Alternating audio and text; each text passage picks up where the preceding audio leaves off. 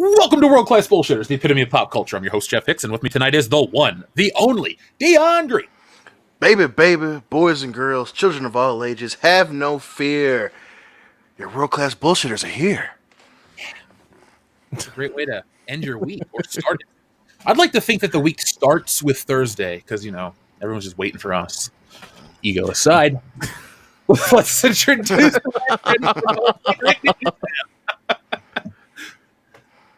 Oh man, it's another Thursday, another podcast. Ready to take this damn pop culture shit on, man. Well, believe me, there's a lot to take on this week, and folks, be prepared. It's gonna be a packed show.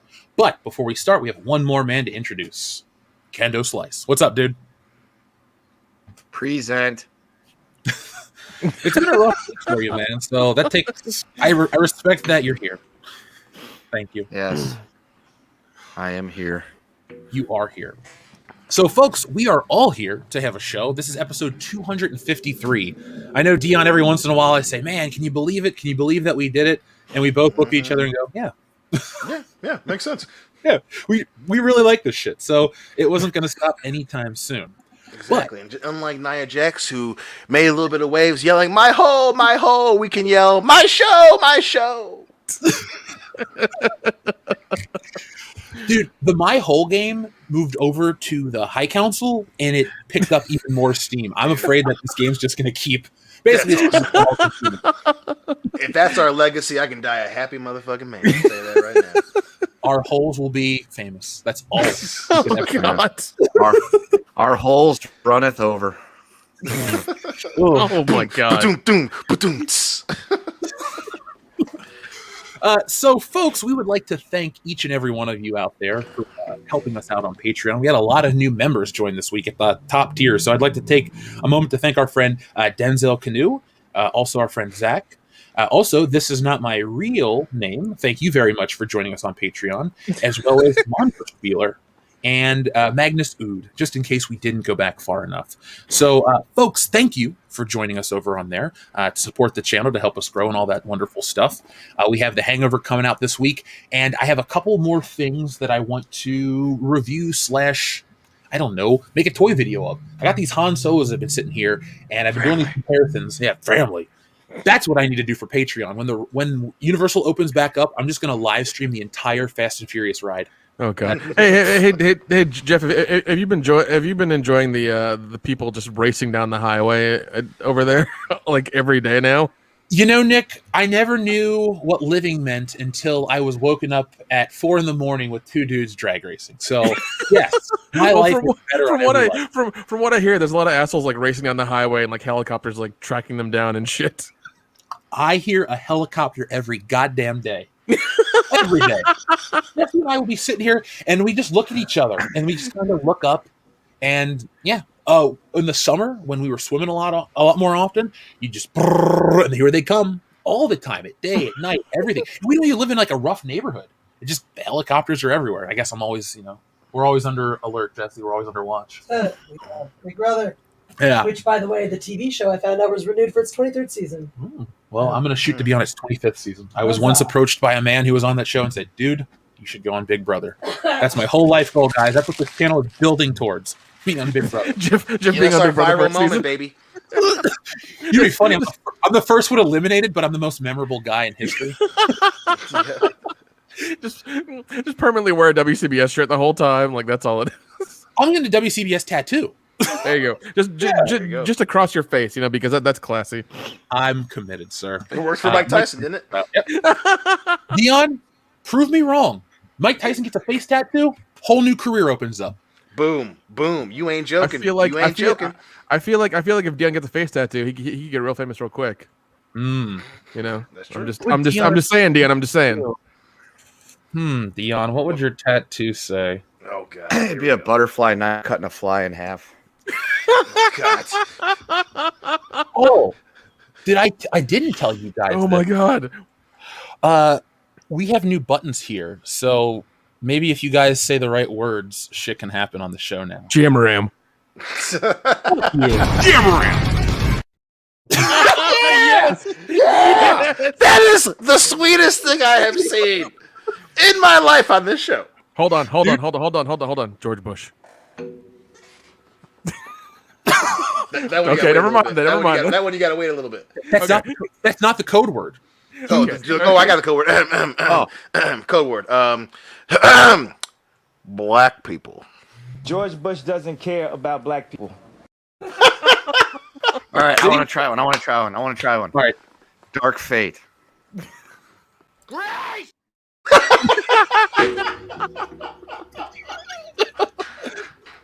Now, I actually That was have awesome. I have 5 more for the next segment. So just get I can dig prepared. it. I can fucking dig it. It's going to be fun. So before we get to that, though, let's talk about something equally exciting, actually way more exciting, Fandom Menace Project. So, folks, over on social media, aka Instagram, I've been sharing some of the artwork that I've had made myself, as well as with my colorist, for the trading cards for the Second Chance edition of Stealing Solo.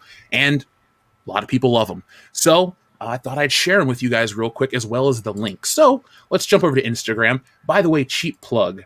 I looked at my Instagram numbers. I think I'm 76 away from hitting 1,000. So if you find me, Jeff Hicks, give me a follow.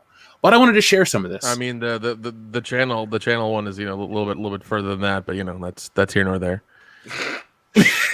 So in other words, we all get to take credit for that since we're all on the channel, Nick. So, folks. So I just wanted to show we got Jeremy with his glowing yoo-hoo. He's holding that bottle awfully tight, dude. That's how he keeps the SJWs away. Okay, whatever. I mean, look at the thirst on Ethan's face. That's true, man. That man loves him some pie. That's He's right. want to put his face in it. Yeah, I always like to put my face in pie. Guilty as charged. If The Rock taught me one thing, it was that. And then finally, there I am. I like this rendition of myself in color just as much as the other one. From the 2 different artists did the color for the cover and these, and I'm really partial to this. And we got a few more real quick to show. We have Mecha Random. We also have, I know I go back to Jeremy. Shit. We have Mecha Random. We have Salacious Tom, as well as Mauler. I don't know if I showed that one before on a stream yet. But Mauler is awesome, man. So, folks, what I'm trying to let you guys know is every person on a trading card, which they haven't even all been revealed yet, but every person on a trading card is featured on this awesome crossover cover for the Second Chance of the book. So be prepared for that. Anna painted a cover that I drew. I did the pencils. Anna painted it. It's awesome. It looks like a movie poster. And we got this whole big campaign coming up, but it's about 2 weeks away. So get ready. I'm going to drop the link in the chat. You guys can follow it. It's in the link of today's video. And join us. Sign up for the link. You can't get it yet, but you'll know all the information when you can. So let me drop that, and we will keep on rolling. Dion, are you excited to see your trading card? I am fucking so pumped to see my trading card. You've seen the artwork, but I got something really cool for it. So be prepared. I can dig it. He's gonna have a picture of you cutting a fly in half with a butterfly knife. Yeah, I would be so torn. Obviously, there's a little bit of a laundry list of things that could just dig the knife in for my trading card. But you know what? I'll have a trading card. So that's the silver lining. The betrayal, notwithstanding. But damn it, I have a card. Can you make him Dudley Do-Right on a horse? Can you do that? The gall, the fucking the lion, witch, and the audacity of this bitch to make me do right. That's one of those where you're just like, you know what? Fuck it, tiger blood, bitches. Bring it on. Let's get some fucking trading cards made. I'm only signing 500. All right, Deion Sanders. So, folks, it's game time. Now, the guys have not seen this yet, so that's why I have to upload it to Facebook, so I can share it on the stream right now. But, guys, this is one of those games, you have to make a choice. You have to pick something. Okay, so, the movie Sophie's Choice. What would our name be? Something's Choice. Like, I need folks in the chat, I need anybody to help us with this, because this is what we're going to call our game. I don't want to call it this or that, either or. Something's Choice. Riff off Sophie's Choice. Whoever gets it, whoever helps us come up with the name will be part of the WCBS history books, and we'll reference you when we play the game. So let me just send this over. And so, battle lines, guys. We talk about things that, we like, we dislike certain crossover elements. But we also like to debate what's better between our favorite things. And today we're going to debate this image, and we're going to discuss it. So give me just another moment to pull this up. Thank you, Internet, for not sucking ass tonight. And here we go. In 3, 2, 1. Folks, you can play at home. One's got to go. Logan, Spider-Man 2, Blade, or Deadpool? Yeah. Bye, Logan. Yeah, I gotta. Okay, so these are just the single movies. These aren't like the characters or like the movies that are belonging to them. Okay, all right, good. I think I'm with Kendall on this one. Logan's got to go. God damn, I don't want to do it, but I can't get rid of Blade or Spider-Man 2 for sure. And Deadpool is just one of those Pretty damn fun. One of those events. I'm with Kendall. Bye, Logan. Damn. I can get rid of Deadpool because I think I like the other three a lot more. I'm with you. Deadpool is fucking hilarious and it was an event. But Blade, I recently watched Blade again and it was awesome. Spider-Man 2 is amazing and Logan was really, really good. It was really awesome. I can be fine without Deadpool. Now I saw each one of these. Thanks, traffic. Family. So I saw all of these films in theaters. I own them all on DVD or Blu-ray. I like them all. This was difficult, but at the end of the day, I too can get rid of Logan. Blade was one of those movies that I saw as a kid. Probably shouldn't have seen it in theaters, but I felt being the only kid at school to have seen Blade and talk about how cool this movie was. That was a moment in my life. Then Deadpool, that was a great movie. That was an event, and it made me like the character because Dion has known me for over a decade. Yes, I used to hate Deadpool until that fucking movie came out, and I was like, you know what? The character does have value. It's not just a bunch of shitty jokes. Yes, and for sure, because even with Wolverine Origins, like everyone knew that we had something special with Ryan Reynolds, and then when they actually got to make their Deadpool movie, he elevated himself into the RDJ, Patrick Stewart, and obviously Wolverine conversation of best casting. So that's and I think on that alone is why I got it, because we still have the first X-Men, we got X2 United. But Deadpool definitely is just special enough where it ekes out Logan. I mean, he even makes a joke about Wolverine, that I can't. I'm sorry, Logan. I love that movie, goddamn, but you got to go, baby. Well, have you noticed? I didn't even need to mention Spider-Man 2. I mean, everyone knows. Oh yeah. We know how you feel about Spider-Man. When the trailer for Spider-Man 2 dropped, holy shit! I specifically remember being in high school, and like the entire fucking world was excited for that trailer, and it was the initial trailer was them in the diner, and it just the fucking car comes through and shit, and it's just like, holy shit, I need this fucking movie, and holy shit, we got it. Dion, I'll never forget the first time I saw that trailer. I got an email from Sony Pictures because when I was a kid, I went out and I got that Spider-Man box set on DVD. And I was such a nerd for it, I even registered it online. I was like, cool, I'm going to register it every proof of purchase. This is the best box set ever. I don't even know what the fuck happened to it. I bought a second one years later because I think it got destroyed, so I wasn't that careful with it. Long story short, though, I got an email one day because I wasn't even aware Spider-Man 2 was how deep it was into production. And they're like, Spider-Man 2 trailer. And I was like, okay. So I clicked on it. It started to play. It buffered for about 30 seconds. It buffered.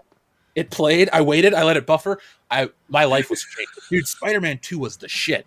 I will stand by that every day, twice on Sunday. My favorite superhero movie across the board. And every time I go on about Avengers and this and that, remember, folks, I can praise Batman 89. I can praise Endgame, this, that. Well, not Endgame. Infinity War and all this and that. Spider-Man 2, always at the top. Or 2.1. I don't care. Both versions are amazing. So this was easier than I thought the more I talk about it. Folks in the chat, you guys can play along with us tonight with that game. Now, before we get into the topic about our friend Kathleen Kennedy, something big dropped today. Yeah, believe me, that word will probably be dropped many, many times. So we had a big trailer drop today. We're all Mm. roughly the same age, so the name Mortal Kombat means a lot to us. We all grew up playing the games, the violence, the gore, the fatalities, all that shit. And there was a movie over 25 years ago. There was a Mortal Kombat movie back when Mortal Kombat was new, fresh, and relevant, but it's still kind of relevant today, so I can't really dump on it.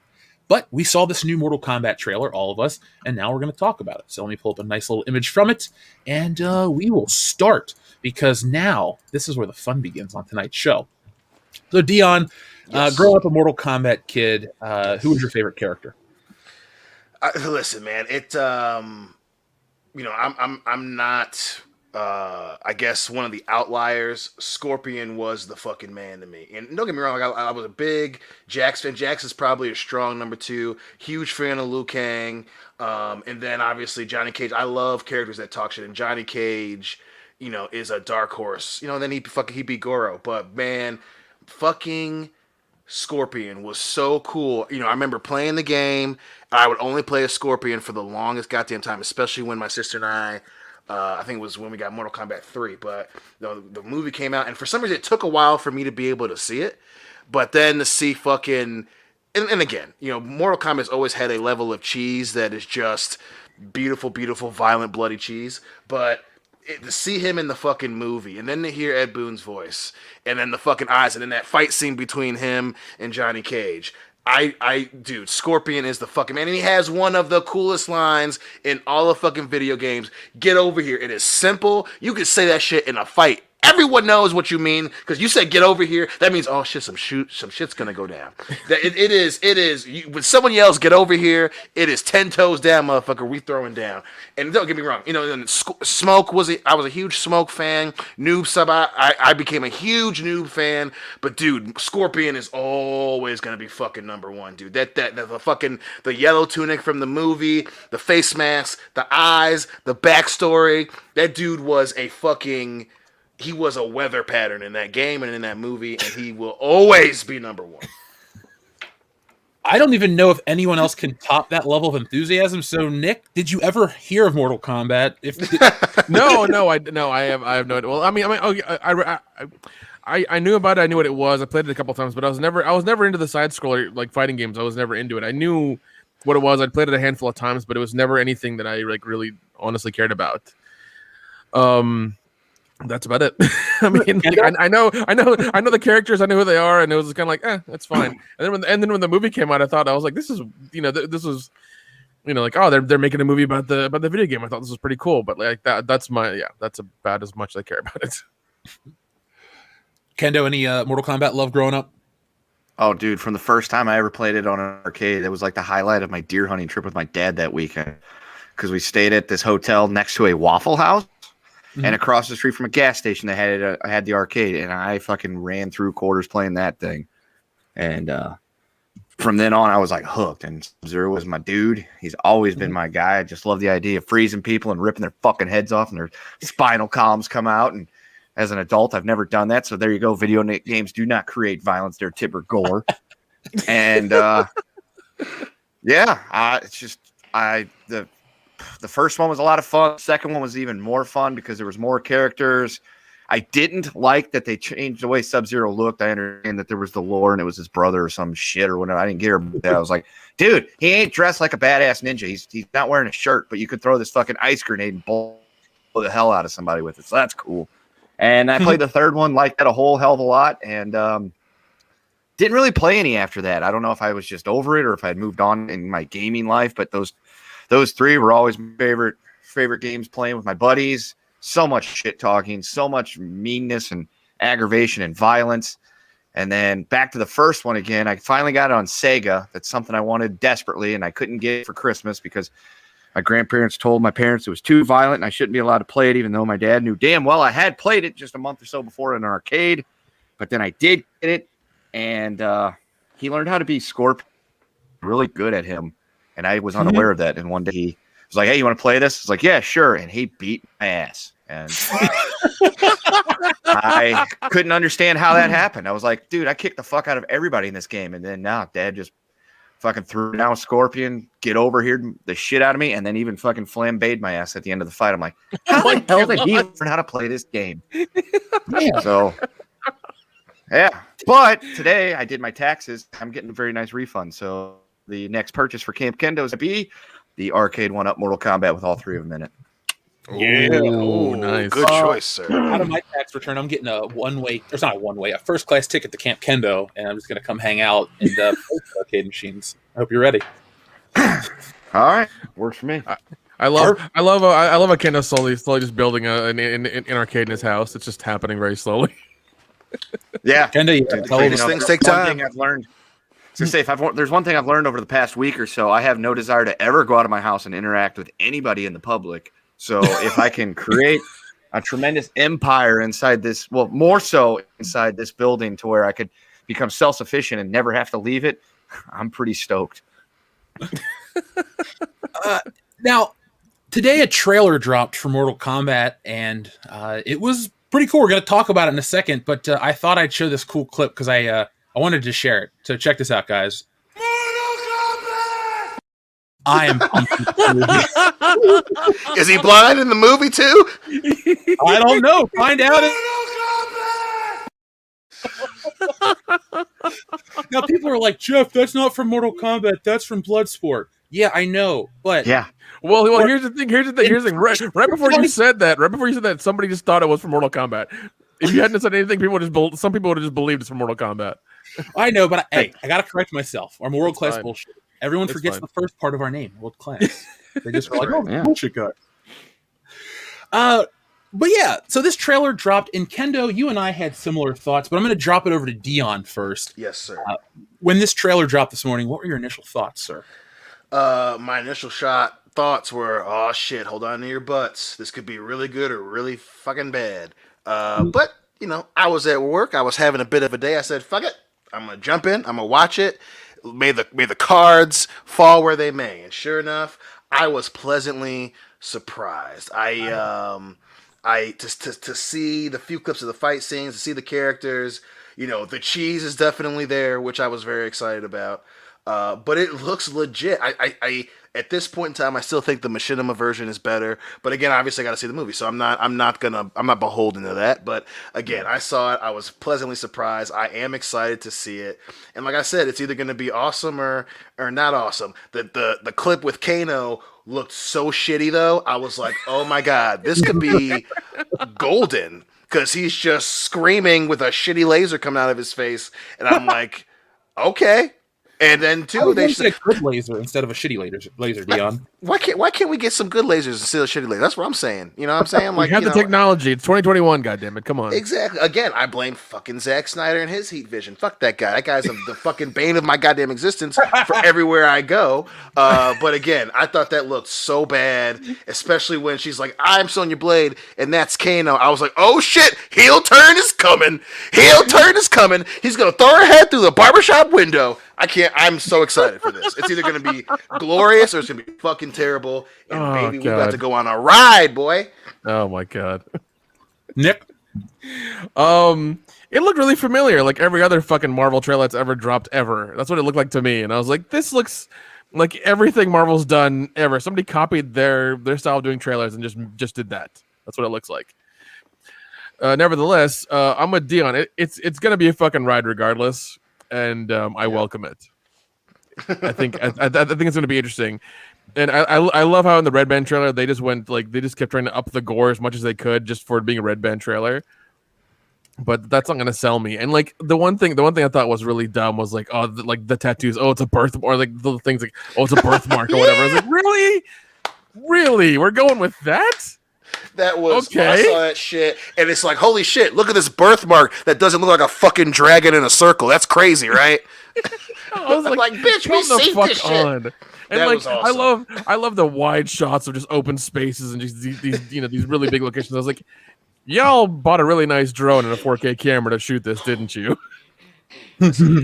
And then the fact that they dropped a spoiler for Jax, I was like, well, fuck Yeah. us, right? Now we know how that happens, but hey, it looked cool. You know what I'm saying? So that was hilarious. They didn't go full Zack Snyder and showcase fucking Doomsday, but it was just, I'm like, y'all just going to show spoilers then. Okay, Are cool. you sure they didn't showcase Doomsday Dion in the form of Goro?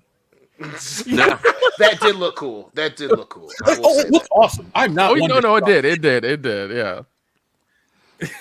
Now, Kendo, when we shared the trailer link, you had said in the chat, "I don't know how to feel about this," and I said, "I'm kind of in the same place with you."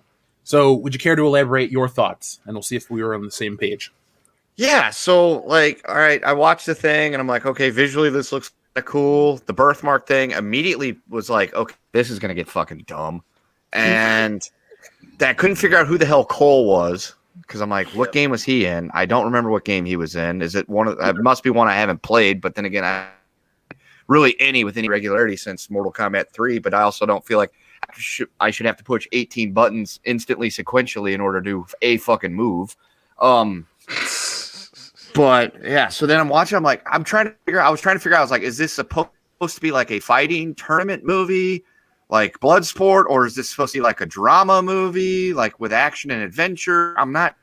I couldn't tell what kind of movie they were trying to, what they were trying to do with with the trailer. I was like, I can't figure out what kind of movie they're trying to set up.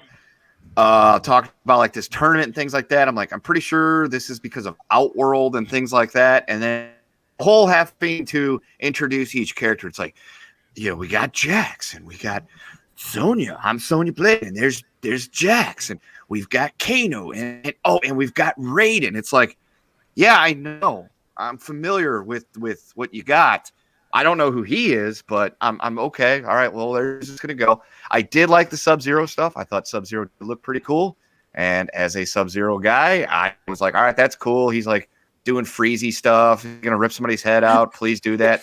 If he would have just did the spinal rip right there, I'd be like, I don't give a shit what's in this movie. I'm sold. But that didn't happen. And then they pop up Scorpion there with the flames around and things like that. I'm like, I thought he was supposed to be dead already, but who knows? Maybe they're going to show that. And I don't know. It left me with a lot of questions that I didn't have answers to. It's not like you watch a trailer, you're like, holy shit, I wonder what's going to happen. I can't wait to see that. It was just kind of like, what the fuck is this? And what's it going to be? And that's why it's like, I want to be excited. I want a really awesome Mortal Kombat movie. But at the same time, I'm like, I couldn't tell if that's what I was going to get from the trailer. And that's why I was like, I'm not sure how to feel about this, because on the one hand, this has every opportunity and it looks like it has the potential to be pretty good. But on the other hand, I'm like, I don't understand what this movie is supposed to be about other than obviously Mortal Kombat and things of that nature. So, but the frozen blood dagger thing was really cool. I hope that was a cool shot. That was him. a cool shot. But I was just like, I'm not sure what kind of movie this is going to be. And that's why I was like, I'm not sure what's going to happen. And I don't know how to feel about it. So I was similar about this new film that's going to come out titled, and I was just curious. The thing is it the fighting movie or is it this grand epic? Because Mortal Kombat Annihilation was the grand epic, and the first one was the fighting movie. And I'll be honest, I'm partial to the first one. I'm partial to the story of Mortal Kombat being the tournament. This is the final one before Outworld takes over our world. I kind of like that impending doom. Now, of course, you don't want to remake the same shit. And of course, the Mortal Kombat mythos has changed completely since 1995 when the first movie dropped. But I think it would be really refreshing to see a tournament movie on the big budget, because you have tons and tons of martial arts films from all over the world. They pop up on Netflix. Dion's probably watched them all twice. Yes. But on the big screen, we've kind of lost that. And in many ways, Mortal Kombat was inspired by Enter the Dragon. That's always been what it's been. And so I thought the first film did a good job paying an homage to that. And I will stand by this statement today. Maybe that'll change in the future. But as it stands, in my opinion, the best video game adaptation movie is still the first Mortal Kombat. I don't like Mario Brothers. I don't like Street Fighter. I don't like a lot of these ones. Mortal Kombat was solid. And I think it's because the theme of it is very cinematic itself. I mean, we joked about Jean-Claude Van Damme a moment ago. Johnny Cage is based off of him in that look. I think it's Kickboxer is exactly what he's based off of. Yeah. But my point, it's him. It's all inspired by these cinematic things. How Star Wars is influenced by all these things. So Mortal Kombat has one foot in cinema already. So I think it's one of those easy crossover films. Now, outside of the reticence I had to go, oh man, this is gonna be awesome, or sorry, the hesitation to just blindly buy into it after the questions I had. Overall, I enjoyed the trailer, and I'm interested in where we're gonna go. Violence is on point. You got to have Mortal Kombat and the gore go 1-to-1. I think that is the number one complaint I have about the old film. It's PG-13. For years, I thought it was rated R. No, it's PG-13. That's probably why I saw it in theaters as a kid. So I really don't have anything to really rail on this, but I will say Mortal Kombat's identity has changed to the point where I look at Scorpion and Sub-Zero, and they're influenced by Mortal Kombat 11 on. And I'm, a little out of touch with that. So either I feel like I'm going to be a new audience member for certain parts of the lore, but I also feel like I'm a little out of the loop. So I feel like my Mortal Kombat was better at the same time. So I'll keep that in mind going into this movie. But overall, it's going to be on HBO Max in a month or two. I'm ready. Like fucking day one, I'll have a review out shortly thereafter. Oh yeah, dude. Yeah. What? No love for Double Dragon. Anybody? Yeah, Double Dragon is hilariously fucking great and bad. Oh, and yeah. The fucking white dude in Double Dragon was in a weird ass Mexican gangster cholo movie like 2 years later, which is equally funny because he was supposed to be a light skinned Mexican, which just adds so much flavor to him as a human being. But yeah, I think Mortal Kombat has always been the star in the night sky in terms of video game films, obviously because it didn't take itself too seriously, but it knew what it was, and at the same time it was a perfect combination of the classic kung fu movies along with the action film genre of the 90s. It was this perfect thing that came together, and you had just enough star power in it to make it legitimate. To have the fucking Highlander play Raiden, and a young upstart, hopefully at the time, kung fu movie star in Robin Chow. Like, it was just enough to be good. And then again, like I said, it took itself as a joke in the right parts. It took itself seriously in the right parts. I mean, it's all fun and games with Johnny Cage, but then that fight scene between him and Scorpion, shit gets real. And in the beginning, it's a beautiful reminder of the video game, but at the same time, Shang Tsung is stealing motherfuckers' souls and then being like, your brother's soul is mine, making it personal in the beginning of the fucking film. So it was this crazy thing, and then obviously the games changed, the lore changed. I kind of stopped playing around the PlayStation 2 era. Same here. I think it was it Legends that was on PlayStation 2 was the last one my sister and I played. Dude, I think isn't that one of the Mortal Kombat Legends, was that on PS2? Shit's that far back? God damn. Dude, yeah, I'm off the top of my head, so I could be wrong, but I want to say Legends was PS. Yeah, I wasn't trying to correct you. I just can't believe it's that No, old. yeah, I'm trying to remember too. Now, see, and that's the thing that we do. Like, we start talking about something, and then we start reminiscing. It's like, shit, is it? Because Mortal Kombat's that's the franchise. Like, it's so big. You're like, it's fun to go back and think about how far it's come, because it has changed over the last 30 fucking years, which is awesome. That old. But like, there's so many games we can't remember which one was Legends. But I've continued to follow the lore, and hopefully the film somewhat sticks to that. I mean, like I said, even the fucking bad, the terrible one, Annihilation, has so many. You have the best video game movie in the first one, and you have arguably one of the worst films ever made in Annihilation. What franchise spans that spectrum so quickly? First one, best of its genre. Second one, just one of the worst ever, with one of the worstly delivered lines of all time. Too bad you will die. Like, that's just, God, this franchise has been fucking insane. Leon, I don't want to speak for everybody, but I have a wonderful idea I think you guys will all like. Okay. We have started the year off with one huge element of our channel missing. Drunk commentaries. Before this Mortal Kombat streaming, why don't we do a double drunk commentary for Mortal Kombat and Annihilation one night? Okay. We have to. You mentioned it. You said it, and like Ramses, let it be fucking done. All right. So folks, we'll let you guys know it'll be the week or two before this Mortal Kombat comes out. We'll let you know when it works out best for everybody. But I wanted to share this because the general hype around this new Mortal Kombat trailer is positive, which is nice. It's cool to talk about something that's exciting. So I wanted to share this article because this writer was so excited to talk about Mortal Kombat. Are you guys ready to enjoy the excitement that this woman felt? This better not be from the Mary Sue, man. We'd be pissed off. Oh, don't worry. It's from, Or we got this covered. well, it's Jezebel, a supposedly feminist. There we go. Sprinkle it in. There we go. Who forgot to invite Chun-Li to the Mortal Kombat? Oh, God. Let that thing Street Fighter. That's who did it. Hold on. Cinema is back, baby, and in a big way. Forget the auteur films of award season where two people stand at the edge of a cliff somewhere in Great Britain, pining over each other but never finding a way to make their relationship work. There is a new Mortal Kombat hitting HBO Max, and life is fucking good. Scorsese is shaking his oversized spectacles, watching probably for the 15th time the trailer for the latest film version that brings to life the gore of the original video game. The trailer itself is worthy of at least 2 Oscars for its special effects and stunt coordination, specifically for the preview of a scene where Sub-Zero turns his enemy's blood into a knife. What? Yeah. But, being the astute film critic that I am, I immediately clocked a glaring error in the film. Where in all the realms is Chun-Li? if there was a battle for the fate of Earth, and then don't we need all the greatest warriors gathered, which would include Chun-Li and her spinning bird kick that can knock a man's head clean off? Sounds like a pretty good plot hole to me. That the ultimate Street Fighter is supposedly to be won by a ragtag team helmed by Sonya Blade. No offense to Sonya Stans. So, the absence of Chun-Li aside, the trailer looks like the dog's bollocks. So, I have to stop there. Does anyone else get it yet? That has to be a joke. That's a joke. No, it's not. Because there was an article, there was an update correction. Jezebel has discovered the answer to our question about Chun-Li's erasure, and it was that Chun-Li is not part of the Mortal Kombat Megaverse. You've got to be shitting me, dude. Oh my. Okay. So That can't, they have to be on the joke. They have to be. Oh on my the joke. God. There's no way that's Oh my right. God. That this No, person no, writes no, this no, article, no, submits it to their editor, and their editor reads it and says, and then it passes like 4 other people, and nobody catches it. There's no way. Are you sure? That has to be Kendo.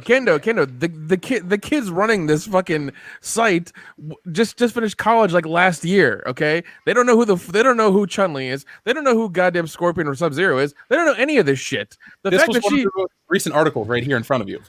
Okay, Oh maybe. my Well, they that didn't- dude did say some fucked up shit though. But like she even says Street Fighter. Yeah. So there's like, and again, it's Jezebel, so she could very easily be that stupid. But Yeah. there's no way. Like I can't. Like, and we've all met people that dumb. You know, the people that just want to fight so bad that they just pick. You know, especially from places like fucking Jezebel. But it's just you can't. There's no way because people like that Google shit and just read like the first paragraph so they can write about it. And there's no way that she looked up Chun-Li and saw Street Fighter and like the pictures and then wasn't like, oh, Mortal Kombat's not called Street Fighter. I'm not a complete retard, but I've been wrong before. And that's crazy.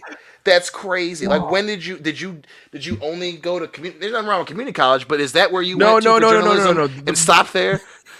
No, the problem is her parents paid for her to go to Brown, but she didn't learn fuck all. She kept protesting the whole goddamn time about dumb shit, and she didn't learn anything. That's what it was. She spent too much time with brownies instead of going to fucking Brown. Now, the thing I love about people like this, because I think this article is legit, that they like to act like they're the biggest fans in the world. They like to lecture us how are all the toxic fans and the gatekeepers and all that shit. But at least we all know the difference between Street Fighter and Mortal Kombat because we're legit. We were 90s kids. You know, dude. Yeah. I mean, there's a complete difference between the movies as well. Dion, what's the line from Jean-Claude Van Damme in Street Fighter that you love so much? Oh, I'm going to kick his ass so hard. Thank you. Well, my man. You brought up Street Fighter. I think this lady isn't completely wrong because I did a little research and there's a rare Scandinavian edit of Street Fighter that includes some Mortal Kombat footage. You guys ready to check that one out? Oh, God. Goddamn-lutely.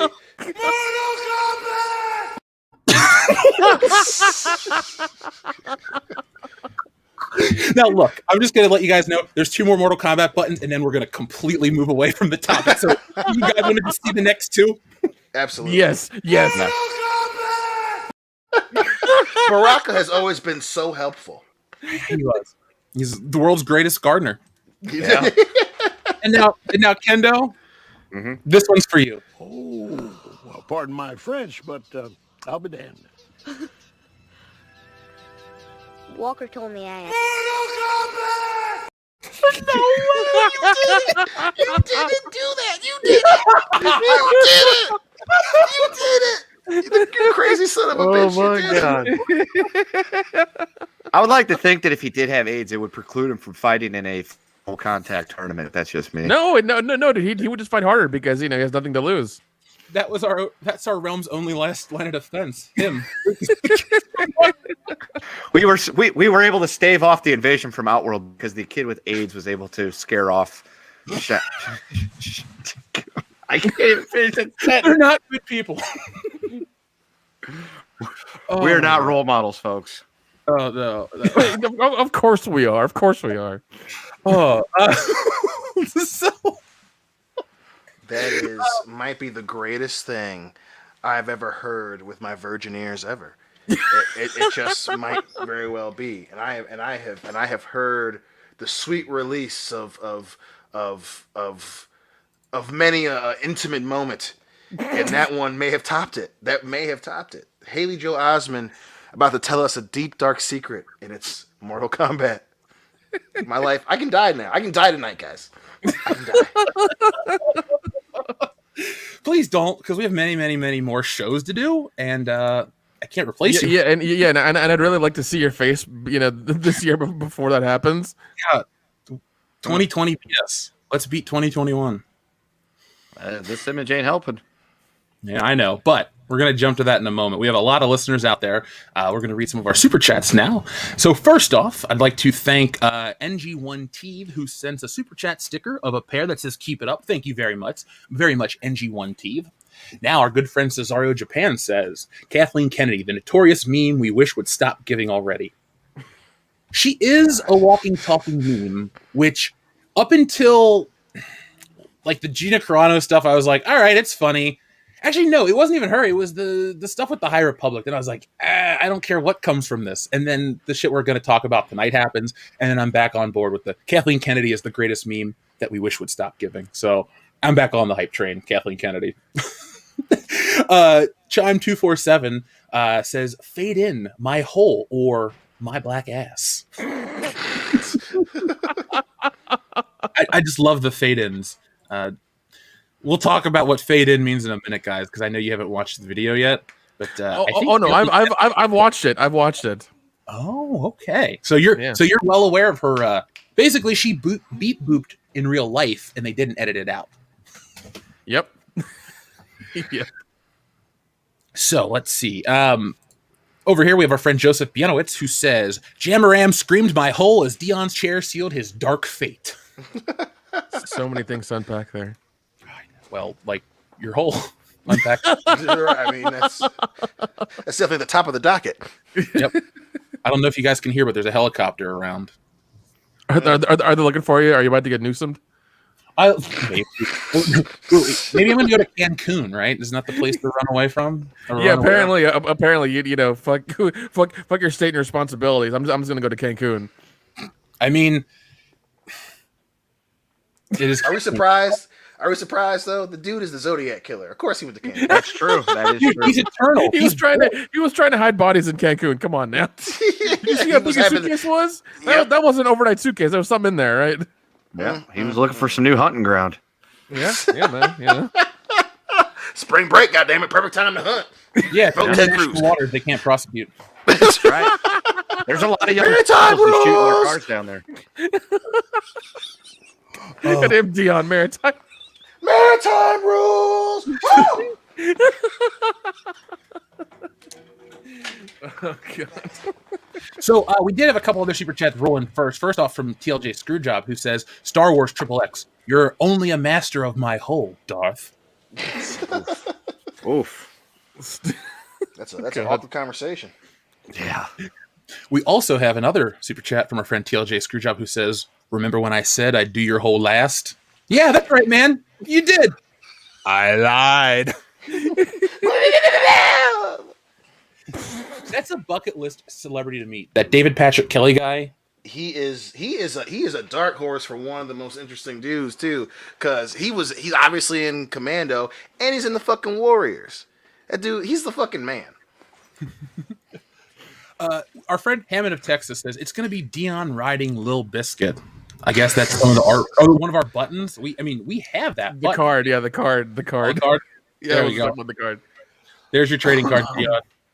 I will say, if this is not the project to put you on a horse. So don't worry. I love how you say that, but we know full and well that there will be a cover or a card or a t-shirt design. Oh, many, or a hat or something that's gonna have Dion on a not all of our destinies are peaches and cream, you dig? And sometimes a brother's got to get on a horse. Yeah, well, some of us have a darker fate, Dion.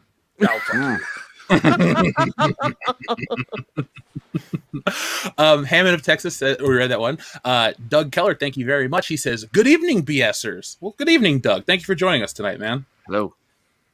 007 Cloud, very controversial. He says Spider-Man 2 has to go. Watch Southpaw's review on it. I will entertain anyone's dissenting opinion of Spider-Man 2, but there is literally nothing that could change my stance on the film. I've read countless comics. The era that they're trying to encapsulate gets it. I will give, like I said, I will entertain any dissenting opinion, any conversation. I love to engage in the debates, but unless someone's going to have the breadth of knowledge about the character that the people that made it to put it into the film, like, they're going to miss stuff. Like, I don't think your average person's going to go, "Oh, Amazing Spider-Man number 50, Spider-Man no more." That's the movie's based on that. Many people know the scene where he puts the suit in the garbage can, probably. They know who drew it, probably not. So, like, all these callbacks in that movie that understand the era of the character they're trying to develop, they hit out of the park. But 007 Cloud, I think you're my Facebook friend, so just shoot me the link, man. I'd like to check it out. Doug Keller says, unpopular opinion, The Wolverine is one of the most underrated superhero films ever. What do you have to say about that? That's not wrong. The Wolverine, it had to make chicken salad out of chicken shit from the shambles that was Wolverine Origins, you know, and it is good. You know, it has a lot of great action in it. The story is definitely melodramatic, but you know, it's there's so many good parts in it. You know, the ending is definitely it is 20th Century Fox comic books. You know, that ridiculous fucking ending. But hey, it leads into the Days of Future Past really well as too. And there are so many cool scenes. When the bullet train fight scene, him fighting, you know, one of my favorite Japanese actors, when you know when he gets his healing factor back, and I feel terrible because I can never remember that dude's name. But that cool scene where he gets his back, he goes, you don't fuck with my friends," and they're fighting. He slashes him across the face, and he turns at him, and you see the fucking the gash heal up, and you're like, "He's back, bitch!" And then he fucking finally kills the dude. You know, the scene where he gets overrun by ninjas is awesome. And then it gets silly when they completely fuck up Silver Samurai. I'm not going to get upset about that all over again. But it's, yeah, it is underrated. It is extremely, I will agree with that. Yeah, I remember Silver Samurai from the video game or something. He was in a video game. Yeah, he but was yeah, in this video game. Do a lot. I think he was. But yeah, I do like that movie. That one was a good transition for Wolverine, because the one before that was just dog so shit. Was so bad. It was William Lee. Thank you, Chris, and that's awesome. Thank you, man. I can never fucking remember his name. It drives me crazy. Thank you. Like, dude, when you brought up Wolverine Origins, I'm just reminded of that terrible CGI with the claw in the bathroom. Dude, and then oh my god, that was so cringy. Yes. That was so fucking cringy. And that was they wasted Liam Shriver as Sabretooth. Like he tried so fucking hard in that film. And the CGI claws and the CGI gas when he hits the fucking heater and the CGI sparks. Oh my god, that was so. I think I threw up when I saw that in the theater. Well, and even that, like, all that was in the trailer. I'm like, how do you put this shitty stuff you've done into the trailer? Shouldn't you refine this, fucking polish a little bit more, and then send it out? Like, who fucking approved this? Yeah, dude, it was, dude. God damn, that movie was such a fucking letdown. That movie was so bad it killed the Magneto Origins movie. Yeah, yeah, it did. Well, no, it didn't, because Magneto Origins is essentially X-Men First Class. Right, but it was supposed to be all Magneto. Yeah. So, but I yeah, do like that they worked it into that though, because that was cool as shit. Kevin Bacon is a great bad guy too. He was a scary motherfucker in that movie. Oh yeah, dude. And 20th Century Fox had to fuck that up too. Thanks, 20th Century Fox. Keep it up, guys. Disney owns it all now, so there you go. Let it be a lesson, kids. When you fuck up, Disney buys your shit. The reason, shit, sometimes when you're at your heights, Disney will buy you up, and you just have nothing to say. Mm-hmm. I got to give that movie credit though, the Wolverine, because it does adapt the Chris Claremont, Frank Miller Wolverine storyline pretty well, which is one of my favorite stories because. Briefly, real quick, Wolverine was a character when everyone liked him in the 90s. I didn't. I was into Cyclops. I thought Gambit was cool, and the Rogue and Storm were cool. Wolverine was fine. I didn't hate him. I didn't go, ooh, I got Wolverine, or ooh, I don't like Wolverine. He just wasn't my favorite. But he was everywhere, and I was okay with him. It wasn't until I got older and started reading, the earlier appearances of his character, and then that run, he's now probably my third marker. Wolverine and want to get the big artist editions of the books. The movie's not great, but I bought it on Blu-ray. I have a special place to like want to watch it. It's a once in a while watch. The cover art for the movie is really fucking cool. They got rid of some of the best parts of the George Miller story, but I think that's a perfect way of putting it. It's just it's good. It's really good. It's not great. It's just so 20th Century Fox. Like it's kind of depressing again, but God, that is a perfect way of putting it. It's got some really seriously good parts in it. And Hugh Jackman is just that dude. Like you can tell that dude loves the character because so many shitty movies that Wolverine has been in, and he has always been the part that people like. Like, and you feel bad for the dude because he is like he refuses to stop playing Wolverine, even though he's apparently retired from it fucking 3 times. But that dude, he cares so much. You just want to be like, you deserve better, Hugh. You deserve fucking better. And that's why I got Logan. And Logan was, I think, a wonderful send off of that character. Because it was rated R, it was gritty, it was fun, it was just real, and man, it was one hell of a send off for the character. It was very good. Dark as fuck, but God, oh yeah, good. Oh yeah. So we have our friend Scott Hudson who says, I had a dream, a triple threat tag team Thunderdome cage match featuring Kathleen Kennedy, Ryan Johnson, and Pablo Hidalgo versus Gina Carano, Drunk 3PO, and Cecil. You guys got that one. Female force, baby. I mean, you'd really only need Gina to win that fight. That's true. Yeah.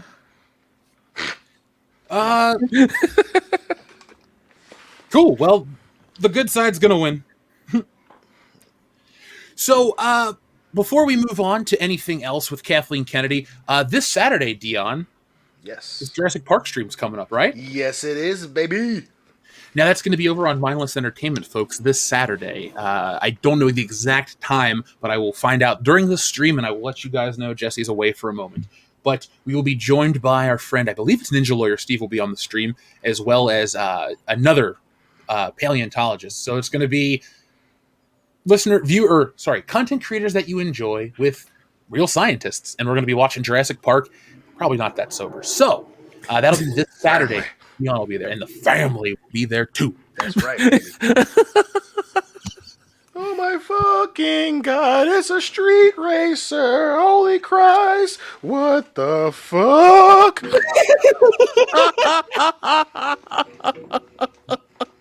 I am proud to call you my best buddy. Gotta bring the sauce, dude. Gotta bring the sauce. So we look at a picture on screen and we talk about family. This lady ruined one of the most famous fictional families in existence, the Skywalkers, in the span of 3 films. George Lucas created a legacy that started almost 50 years ago, and now they've killed Star Wars in a record 6. But instead of complaining about Star Wars, we get to take a nice little victory lap over one of the worst presidents of the worst president of Lucasfilm ever. Hey, there's been 2. You're the shittiest, lady. Sorry. But, Nick, you even heard this story. Now, I know you don't follow a lot of the Kathleen Kennedy stuff, but this is one of those silly faux pas that was just too good to miss. So what were your initial thoughts? Oh, actually, hold on. Let me do this right. So Kathleen Kennedy was presenting an achievement at the Oscars, and an award for women in the industry. And the video starts with this very awkward fade in, where she literally says, fade in. See, she's reading title cards. She's reading the directions. And the best part of all of this is no one edited it out. And well, you know, and that stuff. I mean, like, you're not supposed to read it, but I think the person behind the camera had to read it just so like they could edit it properly.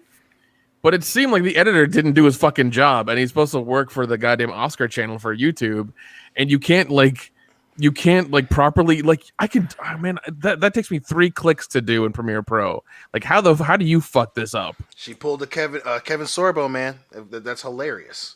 It's one of those things where it's like I love how Hollywood tries to, like, you know, push ideology and this stuff, and they're like, oh, we're professionals, we're Hollywood, we're this or that, and it's like you can't even make a goddamn YouTube video fucking correctly. Nope. And listen, and I think that the part that is the funniest, right?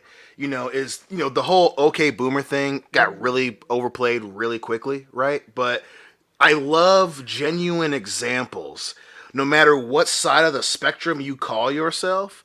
This is an example of that. She's so out of touch, and Lucasfilm is out of touch, and the fucking Oscars are out of touch, that they cannot even edit a video that they put out on YouTube.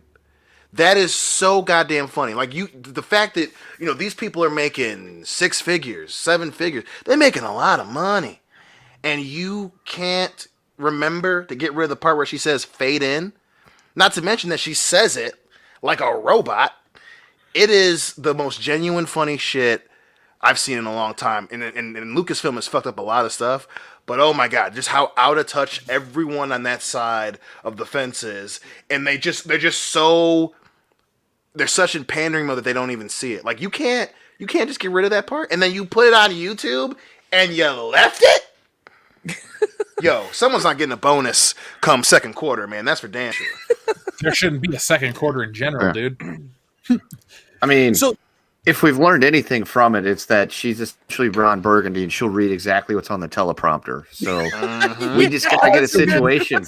That's a good point. We just got to get a situation where we can get her in front of a teleprompter and then just put whatever the hell we want on there. I'm gonna try my best. Oh god. I want to see Jeff in a wig and a mustache. That's what I want to see. Hello, I'm try to sneak in. I'll just say I'm like, you look familiar. I'm like, no, I don't. My name's Nicky Utam. You've never heard of me. Like, now I'm from Buffalo. Yeah, that ain't me. It's fine. I'll take that. It's okay. When they swap my apartment, I'll be like, guys, something happened. So we have been talking about. We did a drunk commentary for the Oscars last year. We should see. And it was incredibly fucking fun. It was awesome. Yeah. You want to do it this year? Absolutely. Yes. All right. When are the Oscars? I have no clue. That's why I was like hesitant to be like, you guys want to do it? They're in April, I want to say, but you know, who really keeps track of these things? Apparently not Kathleen Kennedy. No. April 25th. Oh, good. So after WrestleMania, yeah, it's a Sunday. Nice. Yeah. Unless it's a pay-per-view, let's do this. It'll be fun. We'll play a drinking game. Like, how much bullshit are they going to espouse the entire time? You know, And we'll be out within the first 30 minutes. Yeah. Well, if you can make it to the best actor speech at the end of the show, well, holy shit! It's like an Iron Man competition. No, we should bet what the best actor speech we'll mention: climate change, diversity. Dude, last year was so beautiful. It worked out so well. Like, we're all drunk. Even Hillary's a little toasted, and Joaquin Phoenix's crazy fucking ass gets up there, and it just made it almost made 2020 worth it. That dude, that was so funny. Like, this dude was upset about taking milk from cows that are meant. Yeah, that's what it was. That's what it was. That's like a fucking Whitest Kids You Know sketch. Goddamn, that was so funny. So funny. God. Oh my god. We take milk from a cow that's meant for her baby and we put it in our cereal. And it's like, what else am I put in my cereal, Joaquin? Like, it's you're serious. You're serious. You have sunglasses on inside and you're clearly high as shit. This is awesome. You deserve to win that award based on those cojones alone. He had the speech written in his hand, but he sweated it off because he was like so fucking high and paranoid. He's like, cow's milk. It's bad. We have cow's milk. Eat my Captain Crunch with water. It's meant for the baby. The milk, not the water. Thank you. Good night. Plant more trees. Plant more trees.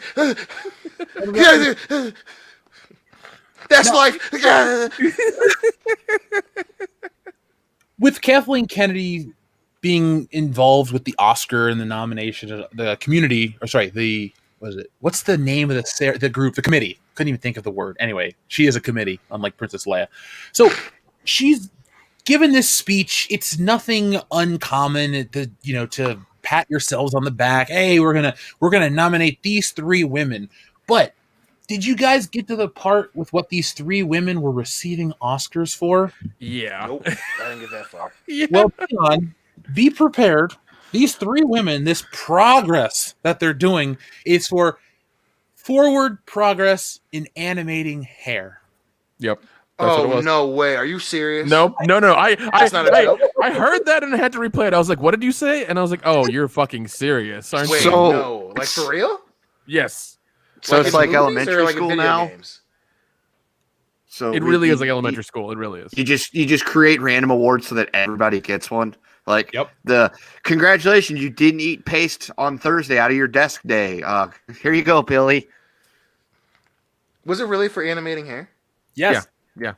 Dude, what? Like, there's no that has. This is like, is this a joke Thursday? Is this a joke show? I should. Because there's Do no you way. want me to send you the video and you watch it? It's only like 2 minutes. Nick, send me the clip. We'll play part of it right now. Let's play because I didn't get that far in the video. That's how what? That's the most backhanded shit. Like, just to remind you, you're a girl and you animated hair, and then there's no punchline of that. What? No. What is this? Like this? There's no way that's real. That's hilarious. Imagine being so out of touch that you make up your own category to give somebody, and you fuck that up. Do you know how that is a skill? That's to be that inept. You have to try. Like, no one's accidentally that stupid. So, And they gave them the award for animating hair, and it happens to be women? Come on, dude. That's crazy talk. That's fucking crazy. I would get fired for a joke like that. yeah. That's crazy. That is. I have nothing more to add to that, son. I'm done for the night. And Now, that's hilarious. Dion, the real story is beyond just that. What everyone loves right now is the like to dislike ratio. Fans fucking thumbs this down so hard they had to shut off the comment section and the thumbs up, the thumbs down, or the comments and the likes. Last time I saw a screenshot, it had 91 thumbs up, 8.5 thousand thumbs down. That is awesome. Nice. Yeah, that's a new lap record, bro. Yeah, and like. Well, I love how they're conscious enough to do that, but not conscious enough to edit their own fucking video correctly. Like, but it's all the trolls. It's the magic trolls that know everything that you do right when you do it. It's the magic of trolldom. It's very similar to Frozen. It's just the trolls just know, and they come rolling out of the grass and they're like, "Hey, you put a video up and you put something dumb in it. We all know. We're gonna save other people from watching it, and we somehow magically know. It can't possibly be that you're that stupid." So I'm gonna play some of this, Dion. Hold on, I gotta reshare. Dude, you gotta play this now because I can't. Because I literally stopped at the beginning because I remember because Twitter was laughing about it, and I was like, I'm not gonna watch this shit. But that's right, that ready? sounds fake. Hit me, dude. I gotta see this shit. I'm ready. Let's go. This year, Haley Iben of Pixar Animation Studios, Kelly Ward Hamill, and Mary Ann Simmons of Walt Disney Animation Studios, Of course, I do Walt Disney. recipients of the 24th, 25th, and 26th Science and Technical Award presented to women by the Academy. Haley, Kelly, and Mary Ann are honored for their innovations in hair simulation. What? yeah, there it is, hair simulation. Okay. Let's do that again once more for those back. Their innovations in hair simulation. Honored for their innovations in hair simulation. And Mary Ann are honored for their innovations in hair simulation. No fucking way. What? She didn't Just even pronounce the let her word right. Let her say the next sentence just real quick. All right, hold on. That's hilarious for hair Are simulation. honored for their innovations in hair simulation. And this year marks the most women honored at a single scientific and technical awards. That's awesome, guys. So you couldn't just say that part. Wait. You couldn't just say that part. You had to. That's oh my god. The most women nominated. You mean you just picked 3 and then give them the next 3 awards immediately for the next 3 years? That's what it sounds like. You know, it's like fuck the next 3 years. We got you covered. These 3 women got it. It's like, okay. For hair simulation, like that is so accidentally cringy hilarious. Like, and you couldn't just say it. You know, for technology and science, blah blah blah. You had to throw in for hair simulation. like really, you couldn't just give it to him. It's bad. Like that. Oh my god, that's so funny, dude. So I got 2 things from this. The first one is for a company that screams about diversity. All 3 of them women shared a very common characteristic in the way they looked. Secondly, yes, they did. I think we should create our own bullshit award ceremony, where we just fucking make up a shitload of awards just to give to each other. I'm down. We'll just get dressed in tuxes and drink for an hour and a half. We should play a game. Tuxedo T-shirts. We'll There be you go. stylish. Even better. Tuxedo T-shirts. I love it. And Chuck Taylors, because nothing Like, says class. Of course. And you know that I already the own those. scientific and technology awards. Like, you know that they probably, and that's the other backhanded thing, is they've probably done more than just hair simulation. But you couldn't just be like, for crazy advances in technology that was used in certain things like blah, blah, blah, blah. But you specifically just said hair simulation, simplified it, and then just moved on. Like, oh, that's the important shit. They did the hair simulation, guys. They deserve this award. It's like the most backhanded shit, and she's just reading it. And for hair simulation. And they have advanced the technology. Like, you guys didn't even try. That is so accidentally fucking hilarious. Someone was paid to write that and then to film it. Oh god. Well, I shouldn't even say the joke I'm thinking of. It's so fucking horrible. Dude. Do it anyway. Okay. Well, if you can't break the glass ceiling, you should at least clean it. And that's where we get canceled. Thank you. We hope you enjoyed this run of world-class bullshitters. We enjoy bringing you content and entertainment every Thursday night. Find us now on some kind of underground stream because we will be banned from all platforms. Kendo, if you would have said it, we couldn't even got to the end of the sentence. Nick said it, we're safe. That's also true. We're playing Hollywood's That's game also now. extremely accurate. So, hey, they're a game. They're rules. That's true. That's true. Oh my god, dude. That is just Merkin City. going hard. Oh my in the god! paint. Holy shit! That's fucking good. That's what you need for the next Pixar flick, Immersion Simulation. Oh my god, Merkin Simulation, Jesus. Oh my god. Can somebody simulate a Merkin on her face? Can we do that? Oh my god. There we go. That's what I She's so out of it. Ethan's. Oh my god, dude. She looks like goddamn Skeletor. Jesus. Yeah. He-Man. Hold on. Let's see if somebody's done this before. What, put a merkin on Kathleen Kennedy's face? I mean, maybe. I just Googled Kathleen Kennedy Skeletor. The only thing that comes up as a picture of her is the Emperor. No. Or a really pretentious photo of her, but nobody wants to see that. Well, next thing you should do is Kathleen Kennedy merkin and see what you get. If you type in Kathleen Kennedy Skeletor, Ethan Van Sciver pops up. Hey. Oh, nice. There you go. Yeah, there he is. Uncle Ehe. There he is. Cool. So, this is such a weird week. I know this is her career outside of Lucasfilm in quotations, but look, you're the president of the company that ruined Star Wars, that owns Star Wars, that is Star Wars, that was great at one point in time. And so this has been a hell of a week for all those involved in the Star Wars sphere. Last week it was all the Gina Carano stuff. Now it's this shit. Everyone's out of touch. Like, this lady is the reason why all this stuff happens, and I think I found the reason why. She's a robot. That's it. She's not real. Well, I mean, like Hollywood's. I mean, like we know Hollywood's out of touch. Look at Quibi or whatever the hell that app was. It launched in April of last year, and then in like I think June or July, it was gone. Like they erased everything. I think it was like it was like six. I don't know the exact dates, whatever, but it was they had a 6-month run, and they wasted $2 billion, Jeff, because they thought they knew, kids on their phones are gonna watch shows and it's gonna be awesome. No. That shows you how out of touch they are. They convinced some assholes to give them $2 billion for something that didn't last a year. That's crazy. That's a lot of money that and the wrong people lost their job for that shit. But that's a prime example, man. They and again, they're not doing. To be the martyr, you keep doing that, right? Being the martyr isn't profitable. So you lose $2 billion and you just get rid of it. You just pretend it didn't happen.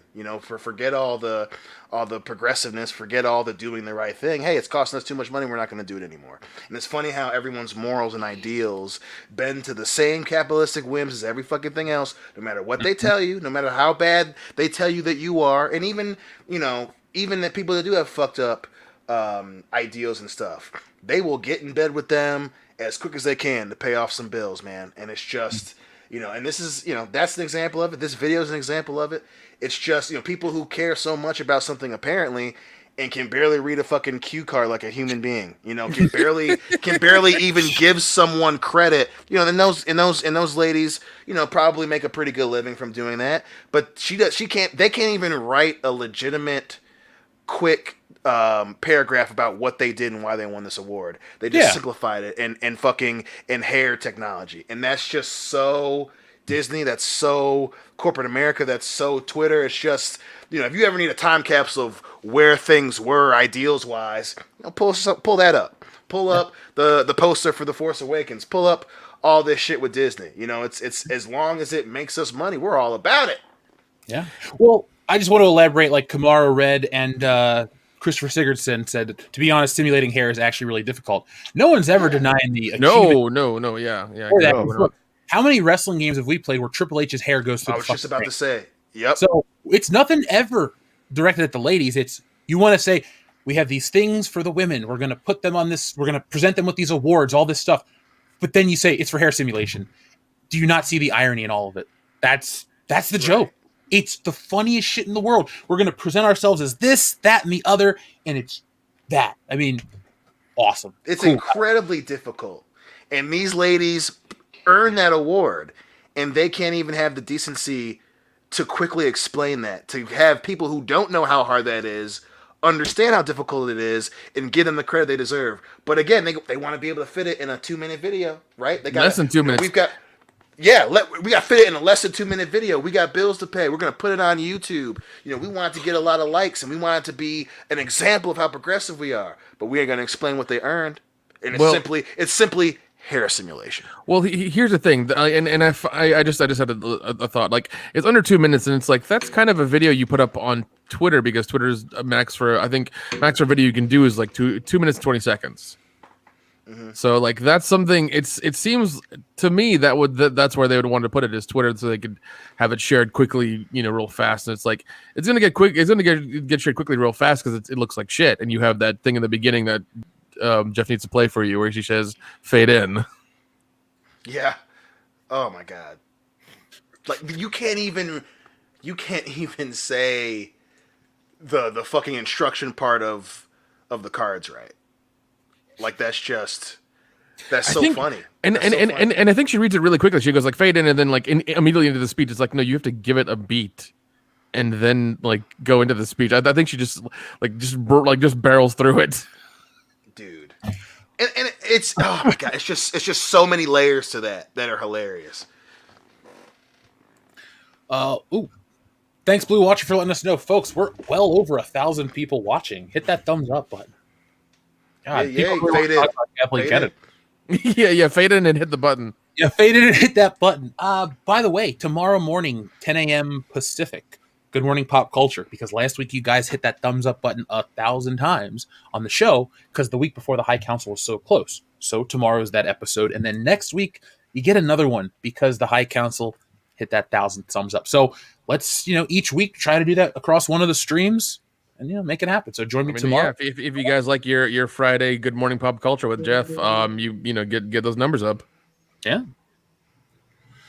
So, what I wanted to bring up too is the thumbs up to thumbs down ratio. Now, I hadn't seen anyone in the community tell everyone, go do this to go do that. Like, I haven't seen it. I can't speak for everyone out there, but this is an organic thing that happened. Like, people dislike this woman so much that this follows her here. And I just find it so funny. It's like, Star Wars means so much to people that they'll go out of their way to let you know, hey, Star Wars forever. Like, that, she's not going to live this one down. They have to censor people, cut them off from being able to give their comments. Like, I'm reading some of the comments, of course. Look, not every comment was nice. I'm sure there were terrible things. I'm sure there were nice things. And I'm sure there were honest things. And it was the honest things that made the comments get turned off. And so I do think that conversation is still relevant. One of the greatest, if not the greatest cinematic franchise of all time has been turned into dog shit in record time because of the lady on the screen. So I think people are waiting to take their victory lap. And I feel it's deserved because, you know what? We may not have, 500-page novels and comic books to adapt from, but we know how to tell this lady off each and every week. Well, no, it's sad that, in the podcast we've had, we've gone through and made better stories than she ever will, or I will think anybody who looks at them will ever think of. And we've probably done it half drunk sometimes too, and it's still fucking better than anything that they're gonna make. But for some reason, they can't get their head out of their sanctimonious ass to make anything good because they want to fucking give it to the diversity mob of Twitter. It's so retarded. Yeah, half drunks where best ideas have come from. Yeah. Well, like, and that's the thing, that's so. And don't get me wrong, as hilarious as that is, the fucking video where they dumb down someone's worked accomplishments into hair simulation, that is so indicative of just what is wrong with Lucasfilm, right? This cutting corners mentality, right? Because they know how people feel about Star Wars. That's why they bought it. They know that. When they announced that they were doing films, we know how you love Star Wars and we're gonna do it right. But that's textbook gaslighting. That's textbook manipulation. We're going to tell you what you want to hear, so you give us all your faith. And then when we screw it up, it's your fault. When we do something silly and put it out there ourselves, well, it's your fault. It's the trolls. And don't get me wrong, there are misogynistic assholes in every fucking comment section. That doesn't excuse it, but that's. Those are you're not going to win anything by trying to combat those people because you forget about the reason you're doing shit. And even that video is a prime example of forgetting the reason you're doing shit. So just so you can get a quick video out, you cut corners, you simplify what they did, and then you leave in the part where she reads the fucking cue cards because you're cutting corners. That's and that's a small example, but that's the same reason why you butchered an entire universe of characters that someone better than you made, so you could put your stamp on it. That's the same reason why you went against the rules you made in your own cinematic universe because it's gonna appease Twitter. That's the same reason you did the shit today where you reminded everyone that Rian Johnson's gonna get his fucking trilogy, right? But no news whatsoever. There's this constant need to cut corners. Instead of, listen, we're at point A, we want to get to point B. We're the quickest route is a straight line, and we're gonna do what we have to do. Shit ain't gonna be easy, and we're gonna get criticism for it, but we're gonna take. But there's always this trying to shorten the shortest path. And it's just, they can't even make a 2-minute video for the fucking Oscars YouTube channel. Like, that's hilarious. And it's funny because you can't do anything but pity them because they don't know how to do something from the heart. They don't know how to make a video to give praise to 3 brilliant young women because it's just difficult. It's just too hard. What's the simplest way we can do this? We'll call it hair simulation. And it's just so funny because they don't know how to stop doing it for the life of them. They can't do a 2-minute video, dude.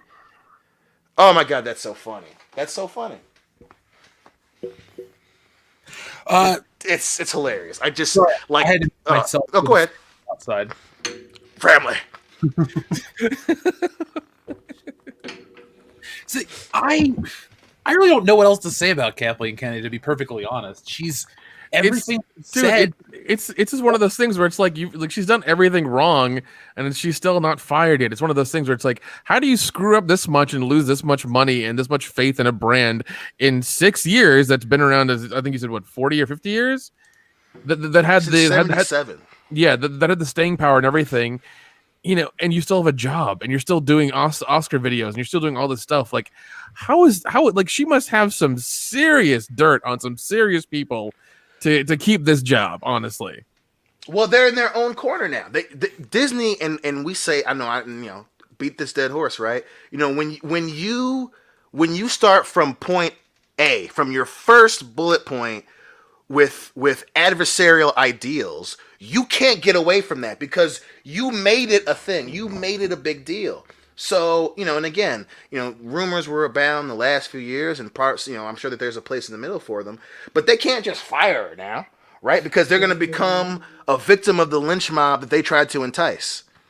So now they're at a point now, they can't even put a video out without the fucking dislikes going to hell. For the Oscars, an entity of themselves who did the exact same fucking thing. They can't, it's, we see it in professional wrestling all the time. You see it on television, obviously, with shit like Batwoman. You start out with this hardcore, intense ideal that we're going to stick to it and we're doing this, that, and the other. But when it fails, you can't deviate because the people that you wanted to be on your side so bad are going to fucking light the fucking fires and burn the fucking tires. So they're in their own bed, and now this video is a proof they have to lie in it now. And it's fucking hilarious, because they can't unfuck themselves if they fucking wanted to. That's 100% true. Like, all the stuff we've seen over them over the past 7 years now, it's all on the internet, it's all there forever, and it's going to be there forever. And they can never just erase it and say, oh, this, that, and the other. It's like, no, there's proof, there's articles, there's interviews, there's audio, there's video. Like, it's all there. We got you. And they can literally never unfuck themselves. It's wonderful. Yeah, you can never unfuck something, so there you go. Right. Yeah, there really is no one. She doesn't have a boss at Lucasfilm. She is it. So, again, it's always justified to be like, yo, lady, this happens at your company. Do something. I want to make no mistake that, obviously, I doubt that whatever board member she reports to at Disney is gonna respond right away. But they know about this now. There's no doubt, and any public relationship like this, their boss's boss is asking for updates. How's the video doing? We put this video out. We asked her to do it. Whoever the hell at the Oscars asked her to be there. They know this now, that it got so bad they had to turn off the motherfucking like and dislike count and close the comments. And the video hasn't even hit 200,000 views yet. Yeah, they know about that shit. What's crazy? Videos that we make about Star Wars get more views than the real videos from Star Wars. Yeah, and so videos about Kathleen Kennedy will get more views than videos with Kathleen Kennedy in them herself making them. It's such an odd faded. You just faded. It's this weird reality we live in where their official whatever branding just it's fallen off so quickly. Like their fall is the entertainment at this point. Like we're looking for something in that sphere to keep us entertained. We like their brand, so that's what kind of why we're watching them fall apart the way it is. It's fun at the end of the day. This is why this episode's a nice lighthearted one. We get to chuckle our way through the night. Maybe have a couple drinks or and the like. But that's it, man. This is family. This is a fun topic. Family. Shut up, dude. There's a motorcycle gang that goes through it like once a month. I hate them the most. Yeah, it's Sam Crow. Dude, they break the traffic laws. They fucking block our road off. I want the police to come up one time and just be like, stop this shit. It's so annoying. It's like 25 minutes of motorcycles too. Anyway, we're moving to the moon. Now that the Mars rover landed, Nick. I think. We Oh should yeah. Wait, no. You mean Mars, don't you? You mean Mars, or do you mean the moon? Didn't I say Mars rover? Small steps. Small steps. Oh, that's what I meant. Yeah. Perseverance landed at around, I don't know, I think it was like, was it 4:45 or something like that, Eastern Standard Time. They went through the 7 minutes of hell, and like the weirdest thing was seeing, like, as soon as they got the confirmation it landed, they were immediately getting pictures back, and I was like, how the fuck does that happen? Apparently they were using like a low res camera or something, but I was like, that's weird. But they were getting pictures back, and it's really ambitious and apparently this is the start of an 11-year mission to get samples back to Earth, because the Perseverance rover is going to, like, you know, get samples, put them into some sort of container, leave them there on Mars. Another machine's going to like pick them up and shoot them back to Earth. But it's going to take 11. It's an 11-year round trip. It's going to take a spoober. I prefer transportation. They're testing out a helicopter drone. So I mean, if they, and it's got a camera on it, so if they take a picture of the rover from the air, and then the rover takes a picture of the helicopter, and they release those pictures, I think people are going to kind of be freaked out by that, because like there's robots on the moon, there's robots on Mars and shit, so it's going to be weird. Wow, we live in the future. Not a good one, but we live in the future. We are the #1 podcast in the solar system. It's we are the solar system's favorite podcast. Yep, absolutely. That's 100% true. Joe Rogan. So in space. Pull that up, Jamie. Can you pull that up, Jamie? Thanks, Jamie. Can you pull that up for me? Thanks, Jamie. I don't know if it's on principle, but I haven't listened to a single thing he's put out since he moved over to Spotify. I'll still watch his YouTube. I don't know. I can't remember when the YouTube videos are going to stop, but like obviously I'll listen to the MMA stuff, but the other stuff I won't listen to. He had the dude from Alaska on there. I listened to that one, but yeah, if it's not about MMA or shit that I like, I'm not listening to it. But hey, get 100 million, get that bag, get your paper, boo boo. Oh no, 100%, man. Yeah, make that money. I still watch his clips or whatever on YouTube, and that's about it. So yeah, I was lucky enough to get his Undertaker interview and his most recent Tulsi Gabbard interview off Podbean before they took them down. Nice. Yeah, I need to find that Undertaker one still. I'm so far behind. Yeah, because I originally had moved it, like it popped up on YouTube, sent it over to my watch later thing, and then like 2 days later it was on. I'm like, fuck. I was actually interested in that. Unpopular opinion: The Undertaker is far more interesting to me in retirement than he was as a wrestler, because he now tells a lot of the mystery shit. Yeah, I agree. So he reveals a lot of inside baseball stuff. Oh yeah, pretty much. Nice. Yeah.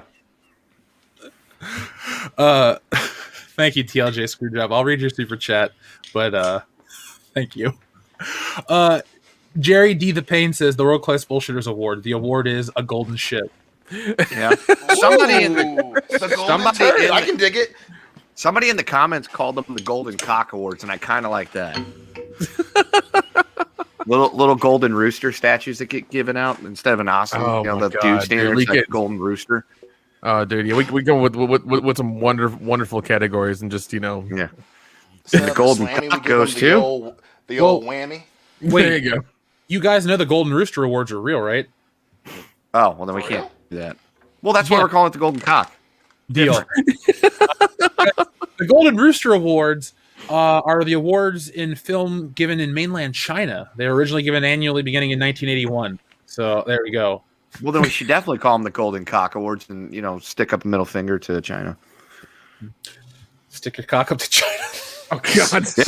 Make your Triple H. Yeah, shoot your cock off to China. So, folks, we're going to be talking about something to do. Warner Brothers is pulling guns from merchandise, Batman related, superhero related, all this stuff. Talk about that. What the fuck, man? Yeah, it's the topic I'm really, really interested to get into and pick you guys up. Man, this does this woke bullshit ever fucking stop, man? Well, look, we're going to jump into that in a moment. I know Go Big Boar Go Home probably hasn't heard the story yet, so he'll want to hear about it. I'm going to read some of the super chats because we have a lot of people waiting patiently, and then that's what we're going to talk about next, folks. So stick around. There's some fuckery that not a lot of people are talking about. So hopefully, when we say spread the word, yeah, it's like tell people to subscribe to the channel and check us out, but tell people some of the stories we're talking about too to get those out there, because I am very passionate about this one and I take a stance on it. So we'll get there in just a moment. So, first off, let's get back into things. Infinite Wonder says, Jeff, Dion, 40K question for you. Not counting the Space Marines, what's your favorite faction / army? Mine's Adeptus Mechanicus, followed by the Orcs. Dion, do you have an answer, sir? I do. Well, the Adeptus Mechanicus scare the shit out of me. But it's the Orcs are so goddamn fun.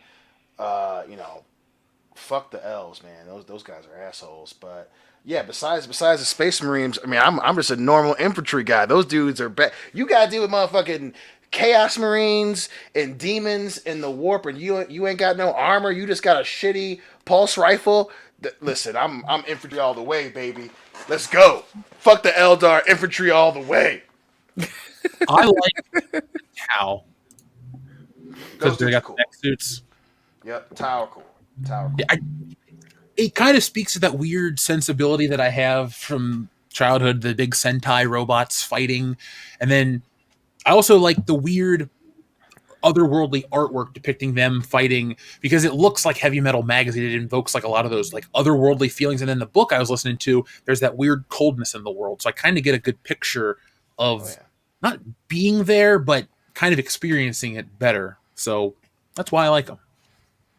Yeah, I'm with you 100%, man. It's definitely a weird, cold, harsh reality in the 40K universe, and it's even though it's depressing as shit, it's it's very refreshing. Like, hey, not everything's fucking sunshine and daisies, but man, it's just so much cool shit there. And like I said, all the different factions, and then just how brutal it is. And then again, we all know that 40K has one of the greatest prequel movies ever made in Event Horizon.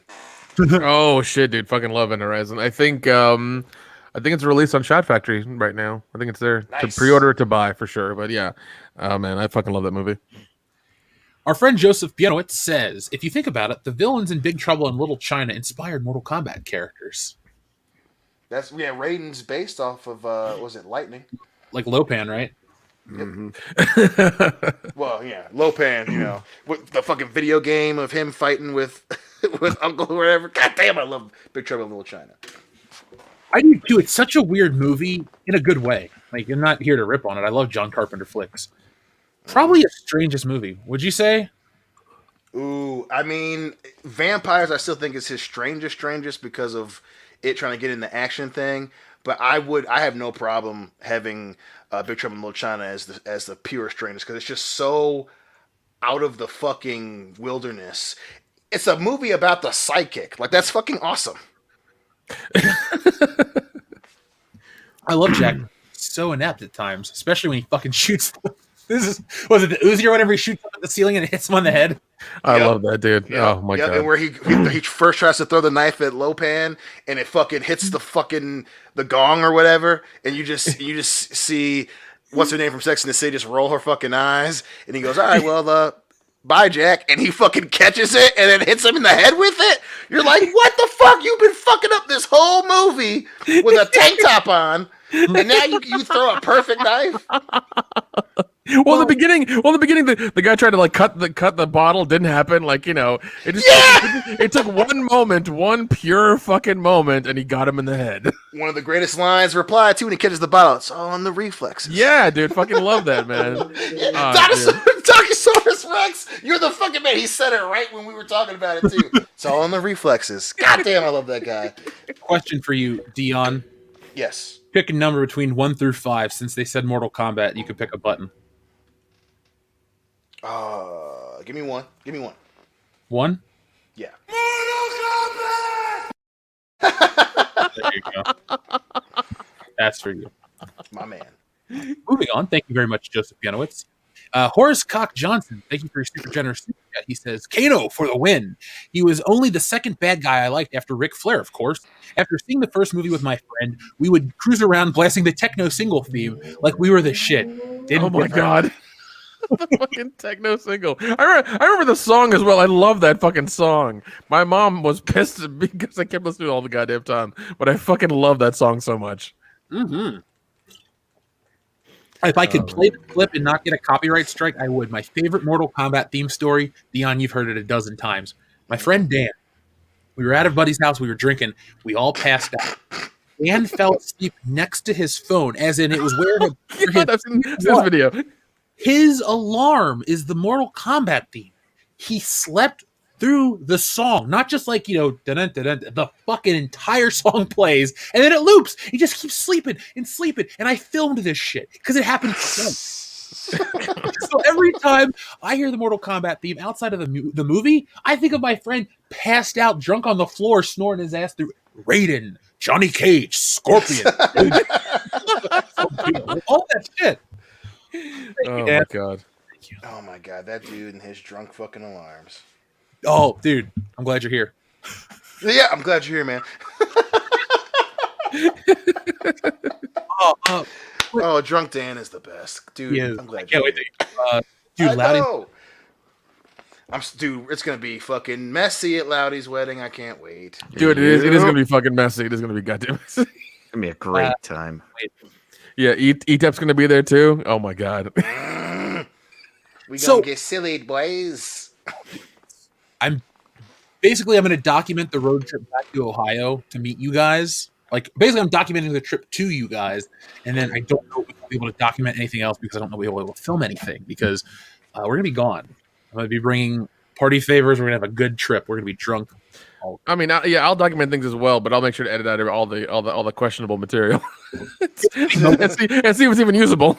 Yeah, it really won't be questionable / cancelable of material. We have to keep a list. We have a sliding scale of what we can say, what we should say, what we shouldn't say, what we're gonna say. Okay, that's too far. There's like 3. What is it? Project, I mean, we'll sing it all. It doesn't matter. It's just a matter of what gets to doesn't end up on the cutting room floor. That's true. That's true. Somebody said 6 Demon Bag. Actually, there's a guy. I think it's the YouTube channel How to Drink. He made a drink called the 6 Demon Bag. Oh. It's fucking lethal. Well, maybe we'll try that. Well, he also made one for Back to the Future called the Marty Maker, and it was hilarious. Oh, dude, you brought Back to the Future. I saw one of the coolest fucking things this week. This lady had a birthday party, a Back to the Future themed birthday party, where she turned, this room into the Enchantment Under the Sea dance and all that stuff. And it was cool. It was fun. But this lady did something I never thought of in a million years. So when you have a birthday, you have cake, but you also have other foods.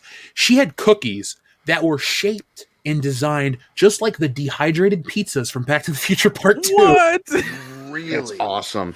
She didn't display it as that. It was just like a picture of the table. I was like, I have never thought of that in a million years, and I'll never forget it now. That was one of the coolest things. Like, lady, you'll never listen to my show. But if you do, or if you know this lady who made those cookies, you are one of the coolest Back to the Future fans out there. That was next level shit, and I respect it. It was awesome. If I find the photos again, I'll share them with you. Nice. I'm jealous that I've never had this birthday party. Let's make it happen next year, guys, for all of us. Dude, our channel birthday is Back to the Future Day. Let's just have a fucking party. Is it really? I keep forgetting. Duh. Yeah, we have to do that. God damn, we gotta do that. We gotta have a party. We gotta do it. We gotta do it. We gotta fucking do it. Birthday.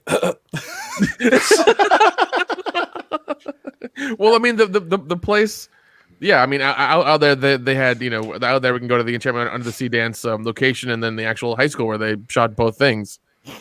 Oh, Nick, guess what I discovered yesterday? What did you discover, buddy? If you go to the mall where they filmed, the Twin Pines Mall, the fake one. Yeah. Inside the mall is the part most fans don't do. They have the fucking sign from the movie. You can go take photos. Wait, no. Do they have both signs or just one? Just the Twin Pines Mall sign. Okay, because it changes. Lone Pine Mall. Yeah, exactly. It changes if you watch it carefully. But okay, at least they have one. That's fine. Okay, that's cool. That's cool. It's awesome, dude. Like, I'm gonna make the trip there to go see this sign one day. I just have to let you guys know. It's a big deal. That's fine, man. That's fine. In honor of Horsecock Johnson, I promise to at least spend 4 minutes listening to the Mortal Kombat theme at full volume. Oh, I fucked up. I had the best Mortal Kombat button. Nick, I'm just going to tell you what it is because I don't have the time to do it today. But it was going to be Dennis from Cabin Fever, and instead of pancakes, it's Mortal Kombat. Oh, my God. Hell yeah. Yes. Oh, my God.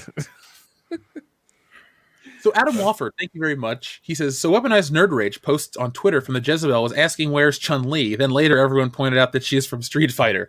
Yeah, Adam, you had sent that before I got to that segment, but that was the impetus behind making that Mortal Kombat button. I thought that was the dumbest thing ever. It shows you a lack of self-awareness. And I know that people use the phrase like fake geek, but why? This is why calling out fake geeks is important, because that article told you why you should watch a movie. It's an advertisement. They didn't even get the shit in the advertisement correct. So why should I put this person and take their views and shit and their opinions to heart? They don't even get how. So that's why I thought it was notable to bring it up. I don't think it's fake. I think it just goes to show you how out of touch these people are, and then tell us, oh, you guys are wrong.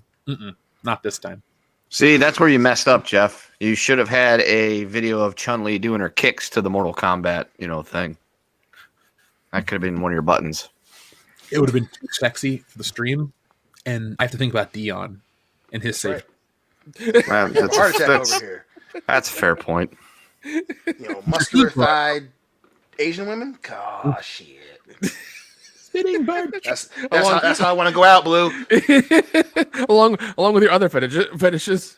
Well, I mean, we're not kink shaming, but yes, you do know my particulars on Instagram. I will also add in my defense that when it comes to muscular or large thighed, gorgeous people, Nick follows some of the same Instagram. So bam, I ain't wrong.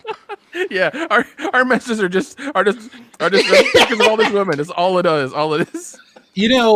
I may not be in those groups, but anytime I see Nick's screen name give something a like, I know it's quality. Well, you've been in a couple of them too. You've been in a couple of them too, where it's just being like, yeah, that's a good one. That's a good Instagram page. You've been in a couple of them. I know that whenever I pull up Twitter and there's all of a sudden it goes from like what I usually see on Twitter to random like chick photos like modeling and things like that, and usually goths, and it's like, why is that on? Oh, Nick UTM likes. Okay, that makes sense. Oh no, you gotta keep all our fans on their toes. Yeah, all on the toes, man. My Twitter is just two things. It's science stuff and then fucking porn stars. That's all it is. So there you go, folks. If you want to just open up your Twitter timeline and just get random like porn star pictures and videos, just follow Nick. Yeah, it's the easiest way to get those. Yeah. If you want updates on NASA's new projects and what SpaceX does and titties, follow me. Listen, we as a species, as the human species, are now starting to explore the galaxy. And that's a great thing for all of us, for science, for technology, for knowledge. But also we have to explore buttholes on Twitter too. It is the only way to save us here on Earth. If you want to see a moon, sometimes you got to look for the stars, you know what I'm saying? And sometimes it's in a porn star or an internet escort's butthole pictures on Twitter. That was beautiful, man. Thank you. I share with my brothers, you know what I mean? Greatness 81. Sorry, our friend Basil, the musical in Pumpin' Seagull. I don't know. Pimpin' Seagull sounds pretty cool. What do you guys think? Is there a flock of them? Yeah. A flock of Pimpin' Seagulls. You're done. There you go. Is that the remix? Yeah, that's the tribute band. Okay, I'm down with that. Basil says, Basil the Seagull approves of this stream. Thank you, Basil the Seagull. We appreciate the approval. Now that we know that we've reached the wildlife of Canada, you know what, guys? We've made it. We are now world class. Made it. Yep. Damn right. Yeah, make sure you thumbs up and share, buddy. Podcast. Greatness 81, thank you very much. Says Disney is going to buy Mortal Kombat. Doom was great. I love The Rock, the wrestler, but that movie Doom's dog shit. Like, I couldn't. Listen, that movie is a hidden treasure. It's underrated. Whoa, damn! Even my body's like, don't lie on the stream. But I think it's rated pretty accurately. It's just so funny. Randomly, Carl Urban's just in that movie. Yeah, he is. And that's just so goddamn funny. It's just excellent. Well, he was trying to find his place in the world. Okay. He was, man. He's Reaper with his fine ass sister, and you have that one awkward scene of the black dude. Man, don't tell me you let a fine piece of ass like that get away. That's my sister. And the other black dude just goes, don't do that shit again, man. Like, that is, like, why is that in the movie? We don't know. But someone wrote it, and someone proofread it, and they both said okay. Doom. By the way, Justin Proper, thank you. He says, I sent a raid from my stream. I don't know how many people followed through, but I try to do that every Thursday. Miss you and Jesse. When are you visiting Ohio again? Sadly, we will be in Ohio in July. That's a long time from now, I know. I haven't seen my mom in a while, so it sucks. But yeah, that's Loudy's wedding. That's the big trip. Nothing. You can't. He had to postpone his wedding once. He's not going to do it again. And you don't miss weddings because they don't do them. This is the kind of guy who gets married once. So I ain't missing that for anything. Speaking of weddings, shout out to my brother Sean and Ashley for their 1 year wedding anniversary this weekend. It's been one whole year. It's been a year. It's been a year. Holy shit! I'm still mad you ain't give me the phone number to any fine Indian women, but I forgive you, because we brothers and shit, But that's why. Holy shit! That's why when shit really goes back to normal, the volley in October next year, you and me, all right, it's gonna happen. Dude, it's going down. It's going down. It's only gonna be cool if you block him at every opportunity because we believe in this. Listen, I'll make sure nothing happens. Okay, I'll make sure my boy's okay. All right, man. Listen, sometimes you just gotta get a good window shopping session out. Yeah, man, that's it. It's there. It exists. I need to know. He's gonna get a whiff, and then I'll say, all right, get the fuck back. No more for you. No pie smoke in the window. Get you floating above the ground and shit. Get your ass back here. Just carry a fucking ruler and crack him in the knuckles every time he reaches out there. No touch. Or like rolled up newspaper and bop him on the nose like you do the dog whenever he poops on the floor. No. Oh my God. Bad deal. No. Oh God. It'll be a lot of fun. It'll be a lot of fun. Thanatos Felicitas says, any love for The Last Dragon? That's the Bruce Leroy movie, right?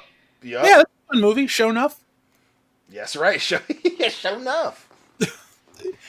He was cool. He had, I guess, what would you call that? Permed hair? Yes. It was still kind of cool. Yeah, that permed, like almost flat top cut permed hair, and he had that fucking baby face and shit. Oh, that movie is a gem. That and it's just that. Oh my God, is this blaxploitation meets kung fu? Is that what this is? Dude, it's that. Listen, The Last Dragon was that awesome, beautiful period where black people discovered kung fu, and it was just a marriage in heaven, dude. Like it's and hey, thanks to our boy Dolomite, R.I.P. But goddamn, Last Dragon is super blaxploitation kung fu. It's so fun. It's so over the top.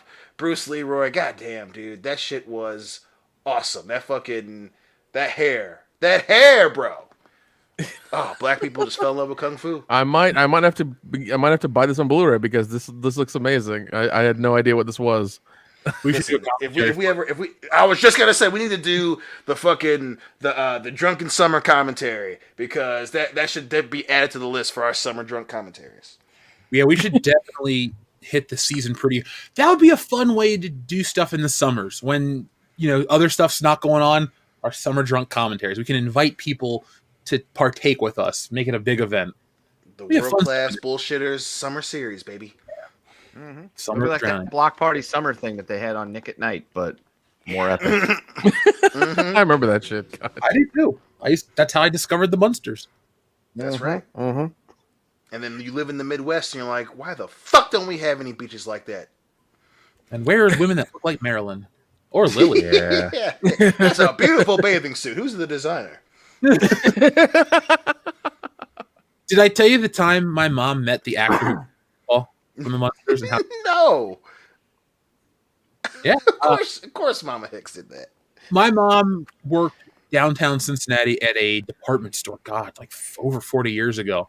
Anyway, long story short, she was a cosmetologist or beautician or whatever you want to call her, and he was just in the store and just acting weird. So, yeah, that's my mom's story. She met him, creepy old guy. But she's like, it was Grandpa Monsters. Yeah, that's right up there with me and Nick's run-in with Butch Patrick. We ran into Eddie. at the last horror convention we worked at. Oh yeah, I remember this now. I was like, wait, he was at WrestleMania. No, because Nick and I found a room that had like a really good setup for recording and all that shit, and I was in the suit, so like nobody was giving me any guff, and we were interviewing Brian Williams and Ellie Church, yeah, and then there was a knock on the door. What? You know what? I'm gonna put that interview on Patreon this week. Do that. Yeah, I'll re-edit a couple things here and there, but the majority of it will just be up there. So yeah, and we were sitting there doing the interview, and all of a sudden, like there was a knock on the door because I guess it somehow locked, and we opened up, and there's some lady that's standing there with Butch Patrick, and she was like, "Oh, I'm sorry, sir, I didn't mean to interrupt." I'm like, okay, and it's like, yeah, sure, we'll let you have the room or whatever because. I was there in the suit, so got no guff. One thing I do love is as soon as you put on the suit and you walked around, people treated me so much differently, dude. It was fucking because like I was walking with you and everybody just kept looking at you like it's like with authority, and it was fucking hilarious, man. Like yeah. Which is funny because it's like if they were there the night before, they're like, wasn't that the guy wearing the blue Stanley Cup champion shirt getting drunk out of his mind? Yes, I was. Listen, as long as you look good and you walk like you know where you're going. Oh, he did. He had that authoritative walk down. Oh yeah, once the suit goes on, bro. That's why he's my coos, bro. Once the suit goes on, I'm supposed to be here and I'm running shit. Swagger comes out and people don't fuck with me then. It was fucking hilarious, man. It was fun shit. Yeah, might get a beeper. Just looking more official. You know what? Get one of those old brick phones too while you're at it. Yeah. Like I don't know if we should mess with that guy. He looks like he's probably in charge. We could have us ejected. Get you, get you a pair of like official aviators or whatever too. Look the damn part, man. Well, now just stay there, have like a little earpiece in and everything. Yes. So, guys, Horror Hound is special because we get to meet listeners and fans and hang out and stuff. But we want to give a shout out to one of our listeners who's made it to every Horror Hound. He's been going through a little rough patch, so we want to show some love to our buddy, superfan Adam Shawhan. If you're out there listening now or in the future, man, we're all thinking about you, bad. So if you need anything, let us know. We're here for you, dude. Definitely. Love you, Adam. We got you, man. Now, our friend Drury Nitpicker says, "Hail, guys. Kendo, we actually have that Mortal Kombat arcade machine in my break room at work. LOL. Hashtag Reptile for life. Hashtag Costco life." That actually sounds awesome. Reptile has probably the second best moment in that film. The movie, you said? Yeah. Yeah, it was cool. And he's got a great theme song. Theme song is awesome. That fucking tunic. I want that too. I want that dark green, goddammit. And every time I walk into a room, everyone just goes, Reptile. Yeah. Dude, I remember as a kid, that was like one of those urban legend things. It's like, if you do this and this and this on this level, you get to fight a guy named Reptile or something or whatever. You're like, bullshit, you do not. And then, yeah, it turns out you did. You had to get a double flawless victory and not do a fatality on the pit level thing. So you had to double flawless victory, uppercut him into the spikes, and then you get to fight Reptile. I miss the whole schoolyard rumor about a video game or this or that. Oh yeah, dude. Oh my god. Yeah. I'm trying to think of good ones. You'd always hear I know this one was in a magazine, but I remember kids talked about it forever, was in Super Smash Brothers Melee. Oh, Sonic the Hedgehog's in there. You got to do this. You got to do that. Now, that one was built from an old EGM April Fool's Day prank, but you had so many of these pop up, and you just wondered, where they came from, what channels they traveled through to get there. But everyone knew weird shit like that. Yeah. And it was never somebody direct. It was always my brother's friend or something like that. It was tangentially related, but somehow they did this and they were able to open up this secret location at a level, and you're like, bullshit, and then eventually you figured it out. God, those things were legit because obviously the Reptile one from Mortal Kombat was a big one. Mew and Pokemon, Red Blue was another one. The Cinnabar Island thing where you could, if you had whatever items you had in slot number 5, if you landed on that fucking glitch thing, it would give you 99 of them. Yep. And it turns out that was true. So then you could buff the shit out of all your Pokemon, just insta-level them all the way up. Yeah. God damn that one.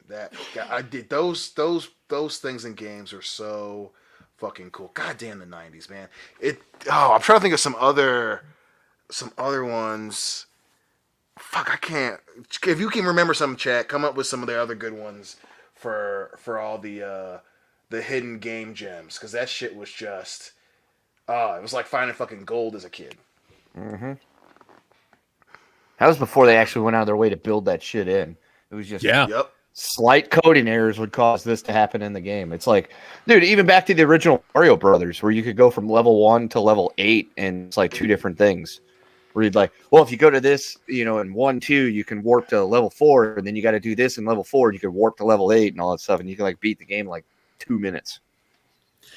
You know what my favorite one was, even though it was never true? Nude Lara Croft. Yeah, I heard about that one.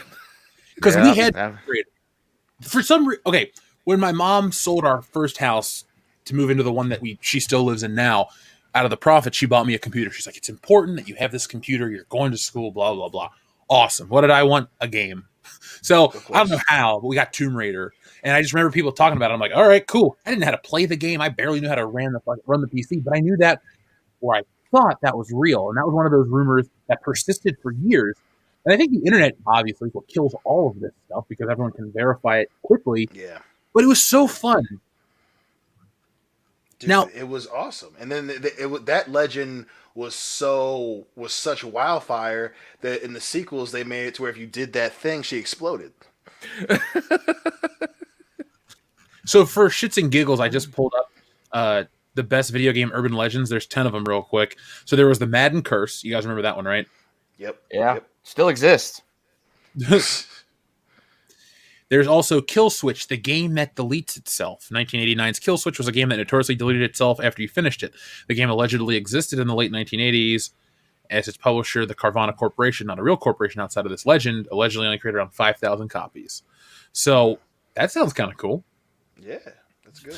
Unless there be one copy buried in someone's basement. So so adolescent fantasy codes, which is what they call Nude Raider or all that other stuff. So those were fun. Adolescent fantasy codes, Jesus. Yep. That's getting an award for hair simulation. Yeah. No correlation whatsoever, but nope. Number 7 was Saddam Hussein tries to take over the world with PlayStation 2s. Oh, I forgot about that. I didn't know that one. What? Oh, I had heard that. I remember hearing that too. That was so. What the hell was that about? He took a bunch of PlayStation 2s, put them together, and built a supercomputer. Yeah, and he was gonna use it to hack, the United States mainframe and shit like that. Was that? Wait, hold on. Was that PS2s or PS3s? 2s. PS2s. He didn't live to PS3. Okay, Yeah, all right. yeah. Okay. That's a good point. Yeah. In reality, he just played NHL 04 religiously like I did and was the only guy I could not fucking beat for some reason in that game. Because he was in a cave. Yeah, there was just one person when I would play online I could never fucking win against, and it was the same guy over and over. Turns out it was Saddam. Listen, the joke used to be you're not going to live to Rush Hour 3. Hey, he didn't live to PlayStation 3. Boom. Imitates our Dion. If there was a fucking horn or some button to press like the you know what we do have? Jam around. That's good enough. It's good enough. Yeah, take that, Saddam. Yeah. What? Take this, Saddam, you piece of shit. Yeah, fucker. You can't jam ram. Nope. Oh, man. A simpler time. Back when George Bush was the president. George Bush doesn't care about black people. No. Real quick, though, let's finish these urban legends up. They're kind of fun, just for a trip down memory lane that I didn't know I needed to take. Pokemon's Deadly Lavender Town music. Have you guys heard about that one? Yeah. No. Yeah, if you play it backwards or whatever. Yeah, apparently 700 people were taken to the hospital after suffering from seizures and all this other stuff. Well, that's from the TV show. The other one is people died from the music. The high-pitched sounds scared people to death. Oh, God. No, it's just annoying as shit. Have you guys ever heard of Polybius, the CIA-designed mind controller? Oh yeah. The rumor about that game. Yeah, I've heard several things about that. Jeez. My favorite's the Angry Video Game Nerd video, because the thing's not real, but this dude makes best one. He's a big get that I'd like to have on the channel in 2021. That's my top of the mountain for this year. The Angry Video Game Nerd. That'd be incredible. He never really dropped the ball, Kendo. I mean, his nerd still's funny. Yes, yeah, it is. And the game that they came out with a few years ago is ridiculously stupid and awesome and fun and hard as hell at the same time. Is Shit Pickle in it? Shit Pickle is in it. I'm sold. Shit Pickle. Number 4 was Diablo Secret Warrior Cows. I've never played Diablo, so I'm not a... Nope. I'm not this I one. didn't either. The San Andreas Sasquatch. That's my favorite one. Yeah. That I was looking for, because I used to play the shit out of San Andreas. I would ride my...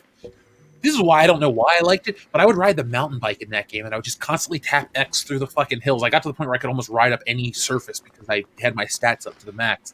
But I was looking for this fucking Sasquatch because I read about it in a magazine. Oh, God. Yeah. Did you find it? No. Because that one wasn't real. Yeah. Shenlong was a secret boss in Street Fighter 2. No, I've heard that one, but yeah, no, it's not real. And then here's the one that we all fell for, guys. Everyone here, everyone listening from now into the future. Blowing into your Nintendo cartridge actually did something. Yep. True story. Yep. I've blown many a Nintendo cartridge in my day. Sounds like a nice guy. Yeah. It turns out the whole time it wasn't the cartridge. It was the fucking pins inside the machine that you plug the cartridge into. They would get out of place, just a little wonky and whatnot. And that's, you have to fix those and straighten them out in order to make that work.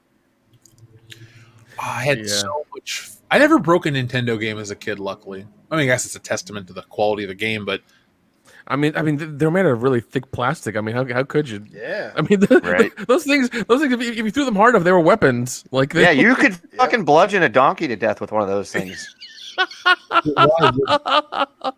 Not that I would ever condone such behavior. That is a odd statement, but I accept it. It's a little hard in the paint, but I like it. I live it. So let's go back to see what the listeners are saying.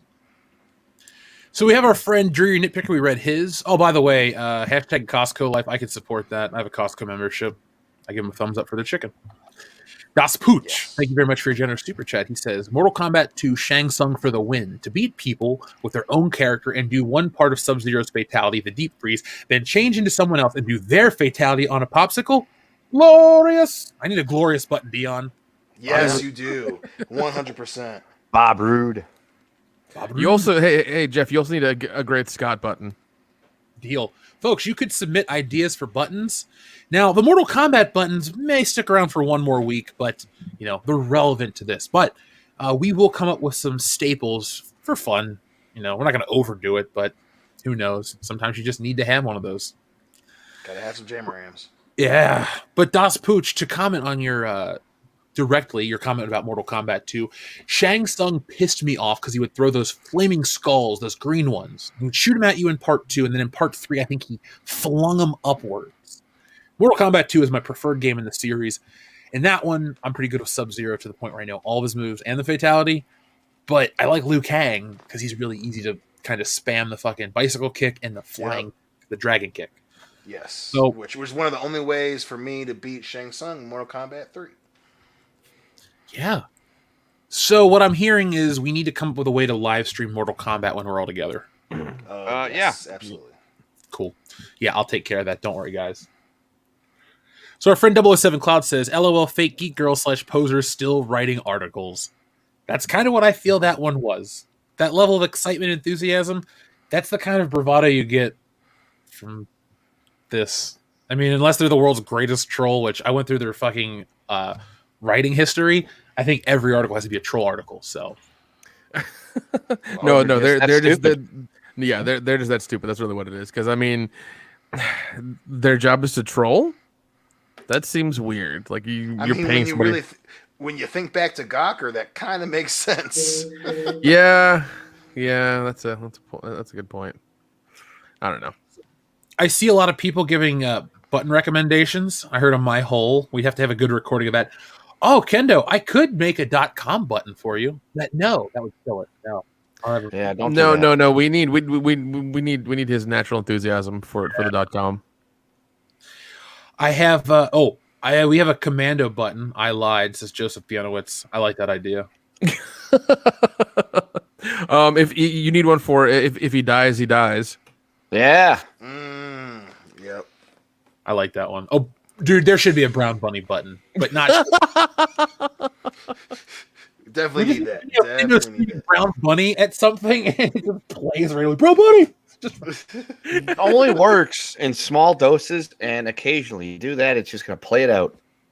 Oh, dude, they don't get to like pick when the buttons are played.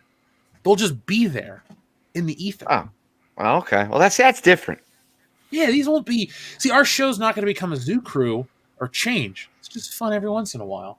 Catch you off guard. Make sure people are watching. I like when people listen to the show, something catches them off guard, and they'll tell me, like, Jeff, I spit out my drink when somebody screamed this or the time this person fell asleep. So I'm always looking for a way to keep people on their toes, ready for something else to happen. Now, our friend Rak Eats Masha says, "Can the orc now invades Ooze Oomies?" Sure. All right. Invade away. Yeah, have at it. Adam Wofford, thank you very much. He says, That's two words I wouldn't socially, Dion. Him and virgin. We all know Dion hasn't been that innocent for a long time." That's a very fair statement. I just don't like the assassination of my character is all, and yes, Right. to the assumptions about me. By golly. This is the guy that gave you sugar walls and doo-doo butter. I don't remember doing Also- that. I'm sure also- that was also someone honey- else's line. Also honey dick, so you know. Yeah. Also falsely attributed to me, I'm sure. Right. I don't remember saying Okay, it. sugar walls. Cool story, bro. Don't talk about baseball, Nick. Not you, Nick. Yes, Nick. I don't know if that Nick made it. You Did he true. make You true. Arthur? Yeah, he true. What if that Nick didn't make it to the PlayStation 4? Like, what if there's like one person determined by like fate, you will not live to see this game console release? And what if that Nick was that guy for us? So you're saying we've got alternate universe Nick with us right now? That's what I'm saying, guys. It's a groundbreaking. I wasn't going to tell you anything, but you know, that's I mean, true. I did notice he's a bit off. He's a little weird, a little different. I Finally don't want made to it say nothing. Joseph Pianowitz has a great super chat. If its hole bleeds, we can kill it. Oh, jeez. Topical. It's light in more ways than one. Oh, thank you, D.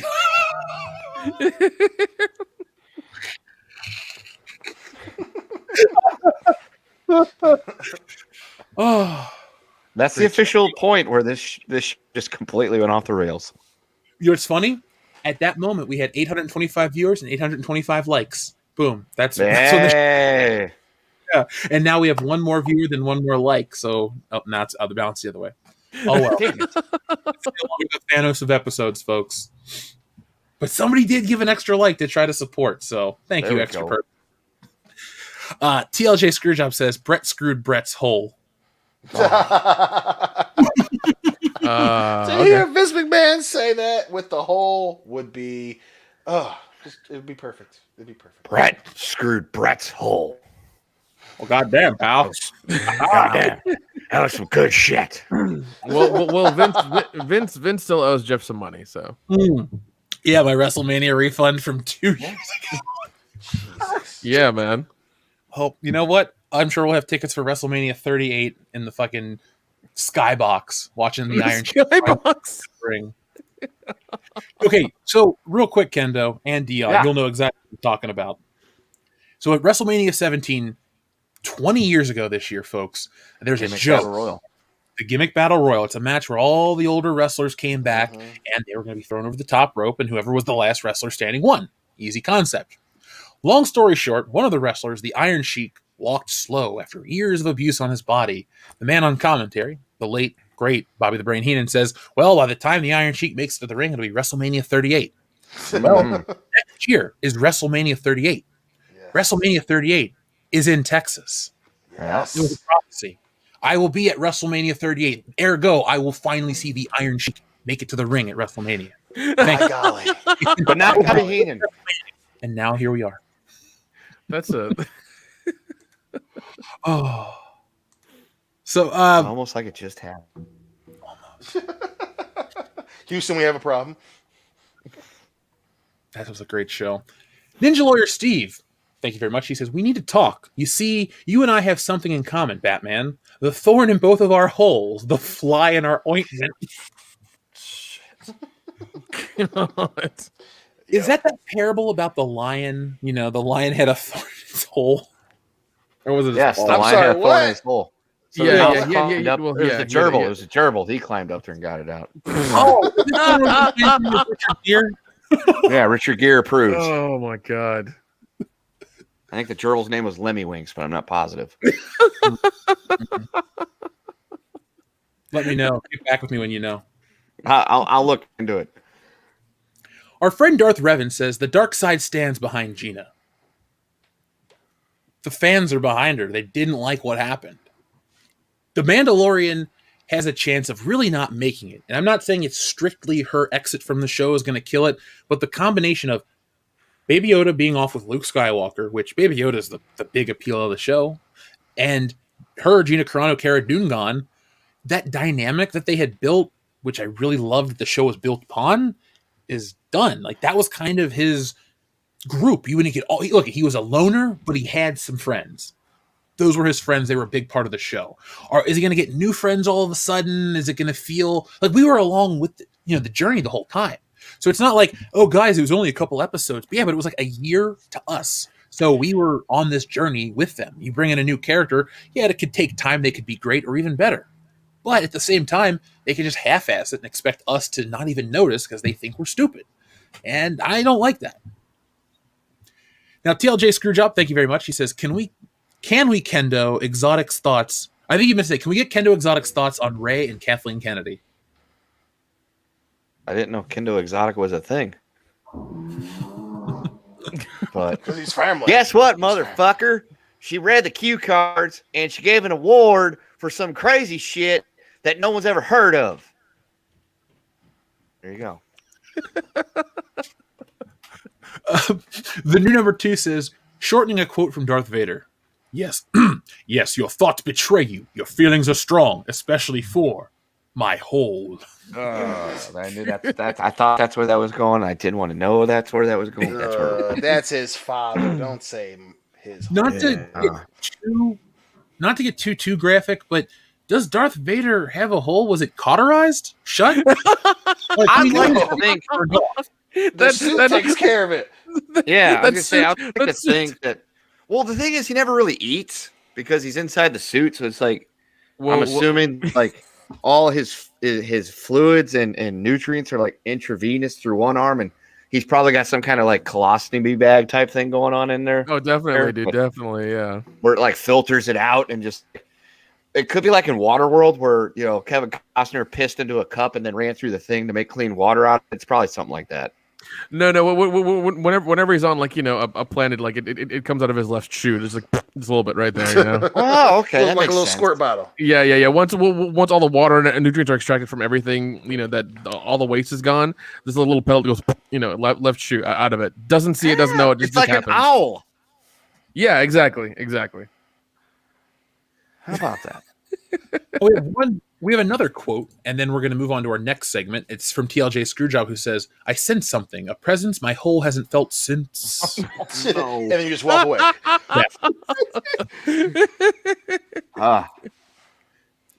Guys, I've been listening to this book, The Secret History of Star Wars. It's one of the most fascinating books I've ever, well, I'll just say read. I know it's an audible book. I'm not reading. I'm listening to while I draw. But point is, this book gives me a whole new perspective on the creation of Star Wars.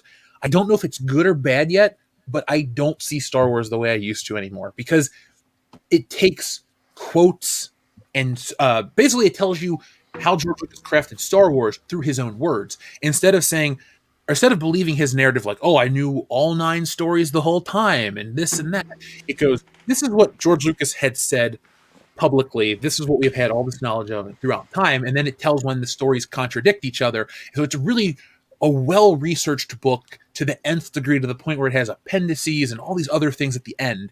And it goes into excruciating detail, but it's fascinating. I know that sounds like a weird way to sell a book, but whoever does the impression of George Lucas is spot on. Whoever does the impression of all these Irvin Kershner, Gary Kurtz, they have their own voices, and they sound really, really good. And it's a fun book. So I recommend it if you have Audible, and if you really want to learn about the creation of Star Wars, it'll just change your perception. Like, Dion, get yourself a copy and listen to that shit on the way to work for a couple weeks. It's really that good.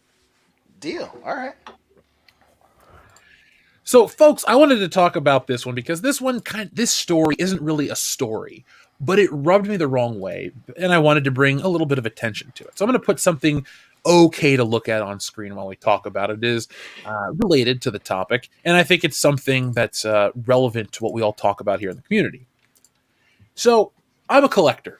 Collect action figures, all sorts of stuff. If I like it, I pick it up. It looks cool, awesome. If it's a great representation of a character I love, I'm going to get it.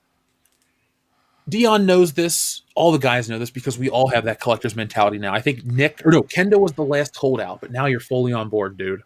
So you get what I'm talking about when I talk about we have this, we like what we like. So we get our stuff, we get into it.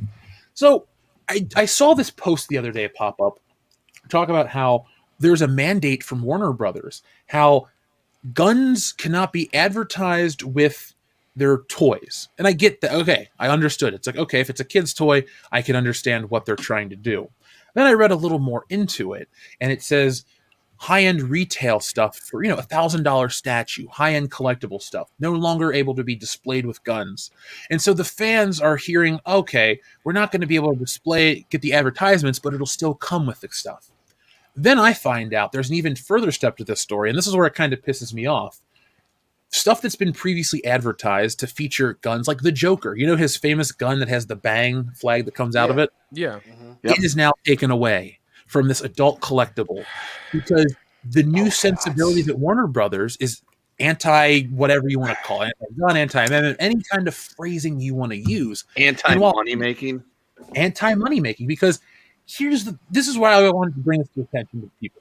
If folks out there in the world hear this and go, oh, nobody would ever care about removing a gun from a toy or this or that, let me tell you why you just cost yourself a couple $1,000 across the board.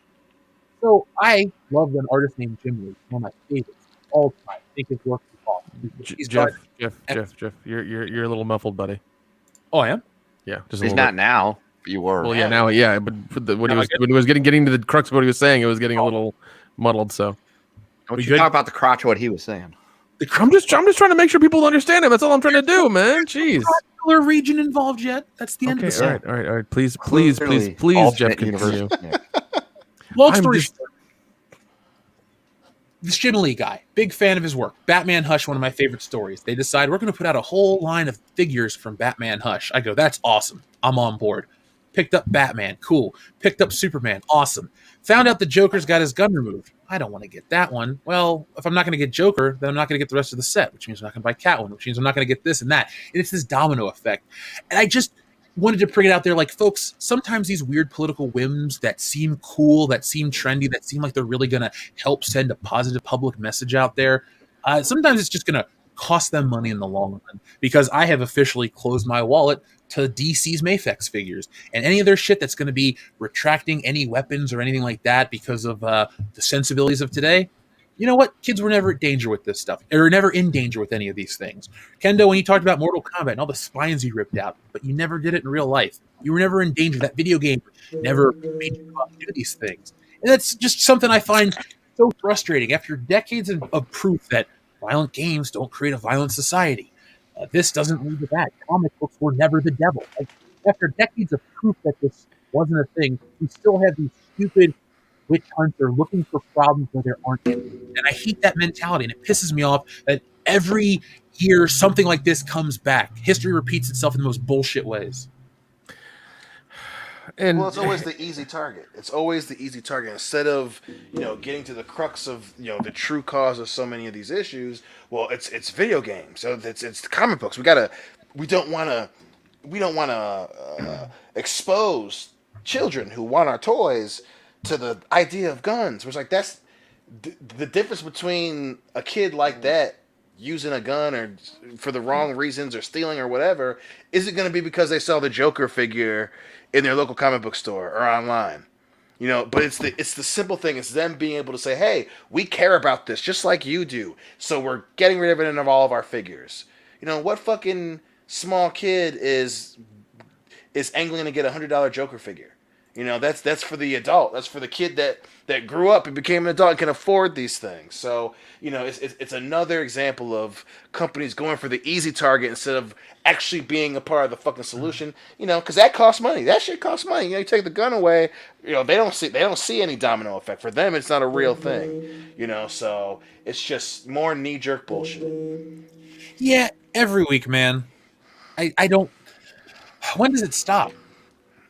Because it kills the fun in a lot of this too. I mean, they take away Batman's kryptonite gun, which, oh my god, how can I be in danger of a kryptonite rifle? It's not real. From The Dark Knight Returns, you know, the famous fight where he fights Superman at the end of the story. I already picked up that first Batman. I was getting ready to pick up Robin and the Batman 2-pack, and then a beat up Batman. Like, I was again getting ready to get probably 6 or 7 of these characters because it's an iconic story that captures the likeness well. But there you go. Sorry, you don't like money. That's how I close it.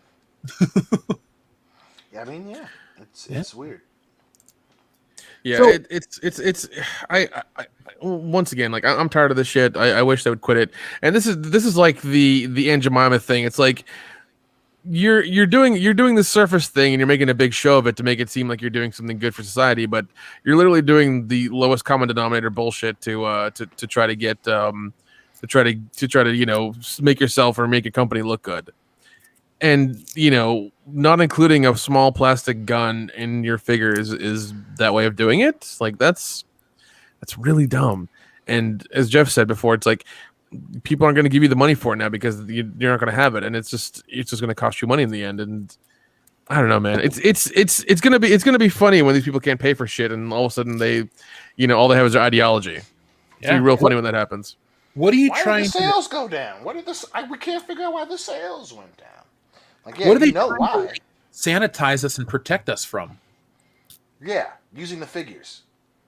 And like you said, Dion, these are Mayfex. They're $100 a piece. Yeah. I don't know what kids look. I'm sure kids get hot toys. Some celebrity or some really rich parent probably goes, "Oh, my kid likes Iron Man. This is only $800. I'll buy you an Iron Man figure. I bought your brother a car. Okay, cool, relativity." But this is not for kids at all. They say it on the box. You have to get this shit in. Why is my phone Googling stuff? Anyway, like It's alive, killing with fire, dude. The day Kendo, when we went back through the history and Kendo read all of the steps we took for my birthday weekend when I turned 30 through Google, I look at it in a whole new light. So Yeah, buddy. I did that. I don't say much around my phone anymore.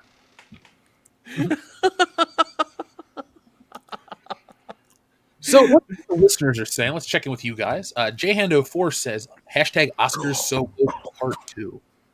Well, I agree with that hashtag this year. Probably part 3, 4, 5, and 6 coming up. Gonna be a couple years.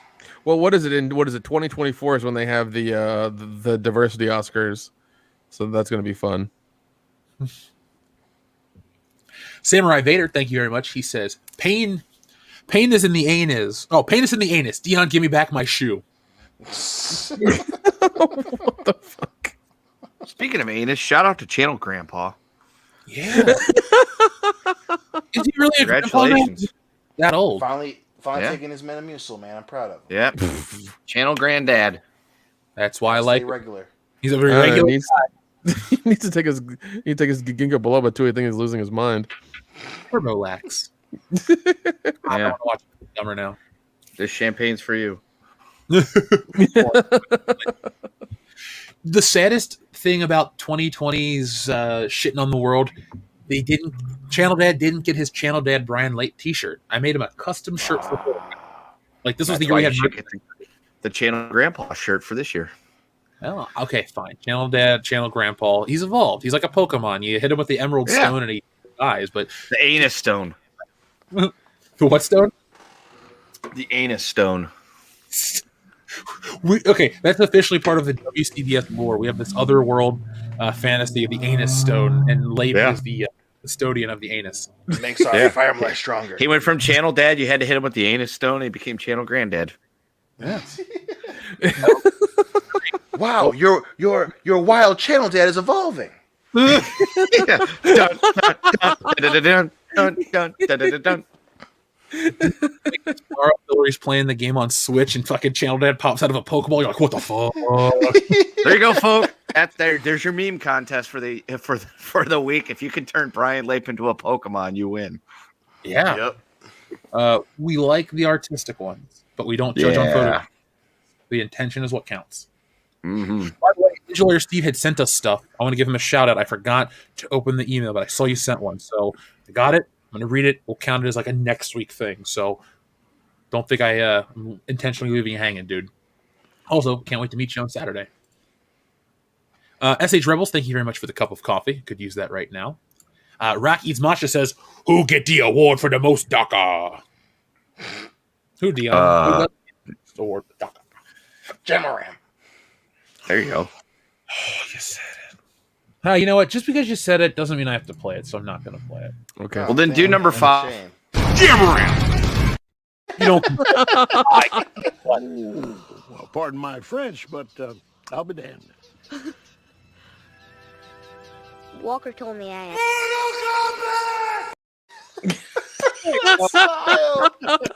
Completely forgot that's what number 5 was. I win. Yeah, you do. Kendo, we all win. There are no We losers. all win. Anytime that Walker tells you have Mortal Kombat, you win. Yeah. Gives Mortal Monday a whole new meaning. Oh, Anyway, Kamaru Red says, to be honest, simulating hair is actually really difficult. Yes, we agree, and we did address that one earlier, but thank you, Kamaru Red. Kamaru Red. Commandant VHS says, the deep fake of Kathleen Kennedy doesn't look convincing. Yeah, they gotta get a better actor. Like, this is community theater level shit. This isn't the lady that worked on Back to the Future and Raiders of the Lost Ark and Gremlins and whatever else movie she ran the numbers for. Yeah, that's right. She painted Gremlins too. Yeah. Oh, God. Look at Hulk Hogan was talking about her in that scene, by the way, Kendo. He probably was. That makes more sense now. No wonder he was really angry. That's the match that we need for 2021 at WrestleMania. Hulk Hogan versus Kathleen Kennedy in a steel cage. Dude, I got bamboozled, brother. Blue cage bars, the big old school ones. The old school one. Yes, we need the old school blue cage. Hulk Hogan, Kathleen Kennedy. Once in a lifetime. Yeah, once in a lifetime. Let me tell you something, Oh, he's dead. Let me tell you something, Michael Cole. When you stepped in the cave with me, Kathleen Kennedy, brother. You Jack, brother. The promo writes itself. It does. Oh, good wrestling's so easy to produce, Vince. The fuck? Come on, man. We did it in 5 minutes. Why did you stop doing that? Yeah. Well, because stop. Well, because Vince doesn't believe in burritos and he thinks sneezes are weak. So You know what I want to do? He's a weird dude. Guys, I hope Vince McMahon lives long enough for me to look him in the eye and say, you have a weak chin, and then walk away from him. Dude, he would want to fight you right away. To make a...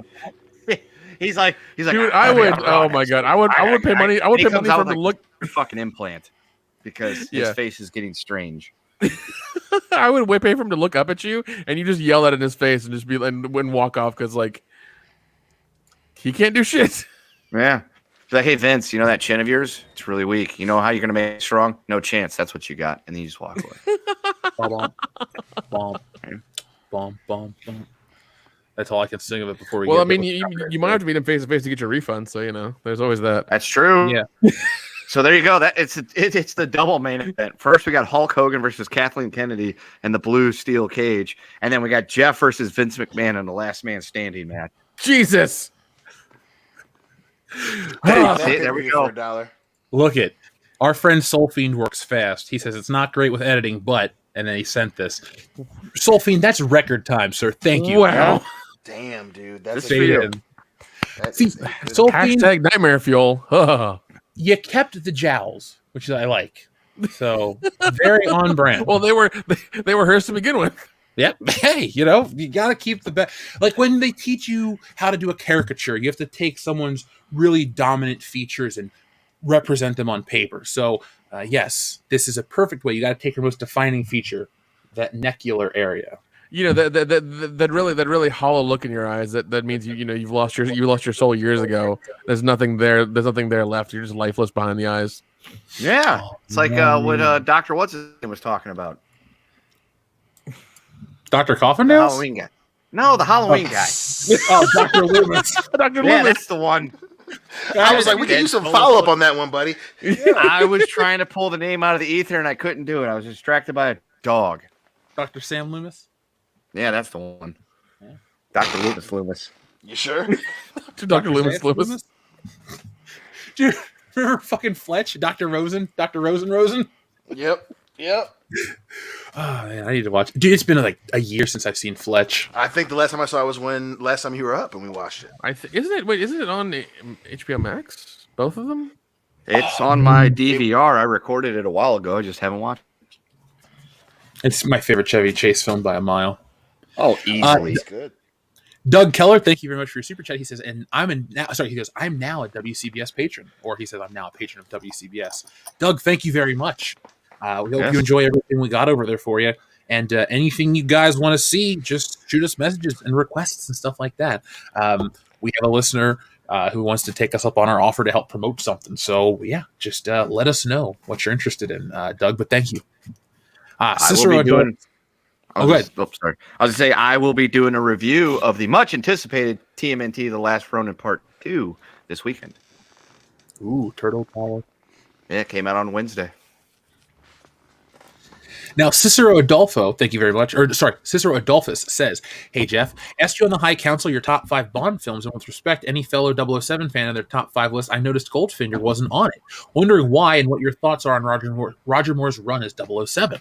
Well, Cicero Adolphus, thank you very much for your generous super chat.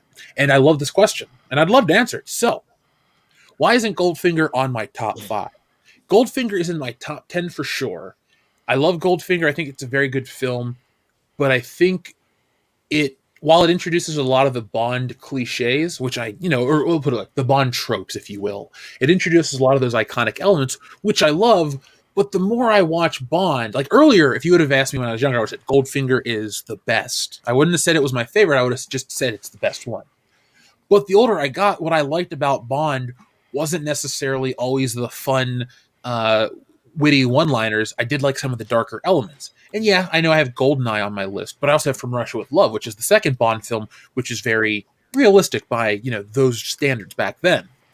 And I've just enjoyed that style of Bond the older I got, which is funny because as they make Daniel Craig more realistic, I dislike James Bond even more just as a concept. The idea of a gentleman spy isn't cool by today's standards because today's standards are shit. And they can't make a good movie by the old way standards because they're afraid of Twitter.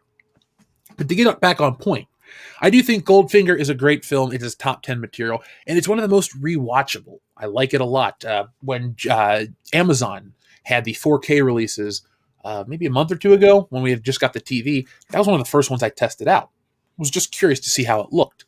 So I do enjoy the film. I don't have really anything bad to say about it. I just enjoy other Bond films more, and I always go to bat for Honor Majesty Secret Service because it's the one that, thank you, Kendo likes it too. That's the Bond film time likes to forget. And I think a lot of people unjustly shit on it because it's not Connery and it's not Roger Moore. But it's a great film on its own. It's actually probably the most important film of that like non-Connery era, the first 20 years you want to call it Bond, because it really changes his character dynamic. And so the actor, while he leaves, they bring a lot of that to Bond moving forward cinematically until you get to the later Roger Moore pictures where it gets crazy.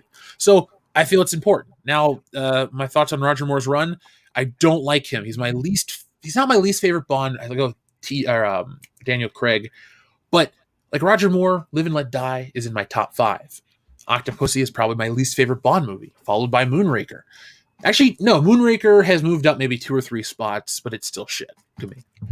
But yeah, that's really kind of why I feel the way I do. I like him. He's probably the actor I wanted to meet the most when he was still around that played James Bond because he seems like a fun dude, and I liked all of his stuff that he was interested in. But Yeah, that's it. You guys have anything you'd like to add about Goldfinger or Roger Moore's run as 007? I do have the list pulled up. Oh, you do? Our compendium that we did apparently 2 years ago at this point. Ooh, okay. Hold on. Let me pull up an image real quick. You guys can talk about Goldfinger before we get into that. I'll give each of our top five. I had a great time making that list, but it's in my Goldfinger's in my top 5 Bond films. Obviously, the classic Bond is the coolest Bond. Pun intended. And again, it's Roger Moore. He's my least favorite Bond, but again, I fucking love Live and Let Die. And he definitely was. He was. For the wrestling fans out there, he was. For me, a paper champion. He was just the Bond that was good to get them to Pierce Brosnan. He just that right amount of 70s to 80s weirdness to get us into, and obviously we got Timothy Dalton in there too, who was an underrated Bond. But yeah, Roger Moore was just that transitional champion level Bond, man. I love Live and Let Die. Octopussy is so fucking bad. I thoroughly enjoy The Man with the Golden Gun. But yeah, he's definitely not the best Bond. Definitely not. Well, that and you had Goldfinger have that urban legend that said Yup. Shirley Eden? Was it that her name? Yeah. Yeah, that she died during production because she would cover in gold paint. And that spawned that whole fucking that whole urban legend so I mean it's famous in that regard without people even knowing what it is. So but no, man, it's a fun movie, and like the plot he has is actually fucking diabolical, and like really like it was like, wow, this is really a interesting plot, and holy shit, this is really gonna be like it was a tangible plot, I think. Besides everybody else is like, oh, I'm gonna do things in space and put diamonds in the satellite and shoot things from from space and light them on fire and shit like that. This was simple and tangible, and it was just it was a fun movie. It was a fun movie. Yeah, and in terms of the show, so individually we ranked them 1 through 5 like this. Dion has From Russia with a Love Bone, followed by Thunderball, followed by Dr. No, followed by Goldeneye, and then number 5 is Goldfinger. Nick, number 1 is Dr. No, number 2 is Live and Let Die, 3 Goldeneye, 4 Goldfinger, and 5 The World's Not Enough. Jeff and myself, both of us have number 1 Goldeneye, number 2 From Russia with the Love Bone, number 3 is On Her Majesty's Secret Cervix, and then 4 is where we differed. I have The Living Daylights, he has Live and Let Die, and then 5 is the reverse of that. And as a show, as an aggregate, our number 1 film is Goldeneye, number 2 is From Russia with the Love Bone, 3 Dr. No, number 4 Live and Let Die, and number 5 Goldfinger. We did an entire thing on the Patron with that one. Yeah, I know. That's where the aggregate comes in, because the way I do it is everybody gets as you rank them, every movie gets the number, and that adds up to your score divided by 4, lowest number, golf rules. And Goldfinger slots in as the official WCBS number 5 Bond film. Kendo, I love that you use golf rules to slide Goldfinger into the list. I know. It's beautiful, isn't it? It's beautiful, isn't it? It's just how it worked out. That's how it worked out with the Excel spreadsheet. I was like, hey, we got to go as simple as possible. Whatever we rank them, that's their point. Total points minus or divided by the 4. That's your average, and that's how I ranked them. What was the name of his golf ball? Slicenger 7? Is that what it was? Yeah. Yep. Okay. Yeah. Yep. Good call that. It's an extremely happy coincidence. It wasn't Bond's called the Pinfold Hearts, right? Something like that. I think something so. Something like that. But also, once again, to advertise the documentary, Majesty's Secret Service. I think it's on Hulu. What is it called again, Jeff? Becoming Bond. Yeah, Becoming Bond. Yeah, wonderful documentary. I watched it at least once every, I think, like 3 or 4 months now, because it's so much fun, and it's just a damn good documentary. Like the reenactments are hilarious. They're awesome, especially the time I think he took like fucking mushrooms or whatever and got naked and walked out into the street with his girlfriend. That was hilarious. Yeah, do me a favor, guys. Doug Keller sent in this super chat, but I'm using it for a reason. He says Liam Neeson should have been a Bond villain. I got to step away for a second. Talk about that topic. Oh, completely agree. Oh my god, are you kidding me? How is he not a Bond villain yet? Has as an actor. he could easily pull off a Bond villain. And the thing is, so if you look at Liam Neeson's movies over the last few years, he's been that anti-hero hero thing, like with the Takens and all those other movies that are pretty much taken in different locations. Oh yeah, you could have him as taken on a train. Yeah, taken on a train. Taken with a snow plow. Taken in a plane. Taken in a snow plow. Yeah, I know exactly what you're talking about. Yeah, that movie is fantastic. I heard it was actually really good. It's fucking amazing. I have it. Like I said, I've got it on the DVR. I want to own it in 4K because that movie is seriously a lot of fun. Because it's kind of like Fargo, but starring Liam Neeson. Just because it's that style, a Cold Pursuit. That's what it's called. It's like that. His son died. His son was killed by these gangsters that for a drug deal gone bad, and so he goes on this crazy revenge tour, so to speak. And it's a very dark. It's like a black comedy type thing. It's very much a Fargo starring Liam Neeson set in Colorado. But yeah, dude, you could spin him as a Bond villain. And what's making him so villainous is he's getting back or he's taking revenge on these people. But it just so happens to be people that MI6 would like to see stay alive, and that could be his arc. See, for me, I'm gonna say no. Liam Neeson should not have been a Bond movie. Now, I think he definitely should have been a villain in a different major franchise, but I do not believe that he doesn't fit in Bond. I think outside of playing Ra's al Ghul, people like seeing him as a good guy. Now, anti-hero, good guy with a troubled past, a redemption arc. Yes, I think that he fits that, but I can't see him being a cold-blooded Bond villain. Because that's what is great about Bond villains. There's no mistaking. They are evil, bad motherfuckers who want to do some bad shit and make some bad cash. And Liam Neeson isn't that guy. His character is, and the biggest reason why I can't see him as a Bond villain is I think his most underrated film, Run All Night. I fucking love that movie. Oh, that's such a good movie. That one is so good. And he's a former fucking trigger man who his boss's son tries to kill his son, so his son kills his boss's son, and he's trying to keep his son alive. And he's that bad guy who wants to do right by his kid. I can't see him being a straight, stone cold-blooded Bond villain. I just don't. It doesn't fit the franchise. You need a bad. That's one of the only reasons I want to see No Time to Die. Still a shitty name. Is Rami Malek. That dude looks like a fucking crazy person. Motherfucking. Christoph Waltz was born to be a Bond villain. No, 100%. He's so menacing. Fucking Jeffrey Bardeen Morgan. He is a weird-faced motherfucker who looks like a crazy motherfucker, and the scene where he touches his knees is just so creepy-crawly, and I can't see my man Captain Taken pulling that off. I don't know. It's one of those things where it's like ever since Taken. I would. Oh, okay. Sorry. Yeah. I'd give it a chance. I'd want to see him as a villain just once, just to see how it goes. I mean, I agree with you down 100%, but I mean, it's kind of like give him something different to do. See how it goes. I'm all for different. I think he would fit better as a Mission Impossible villain, but Bond, he's just that makes a little more sense. Yeah, I mean, it would have to be a Denzel Washington Training Day level Bond film for it to work. Because Denzel Washington had that stigma as the good guy, and he finally wins an Oscar for playing a bad guy. I think you would need, high level story to make it work with Liam Neeson. It's just so tough to make him a stone cold killer when we've seen him be the tragic anti-hero, reluctant hero, and I can't make it fit.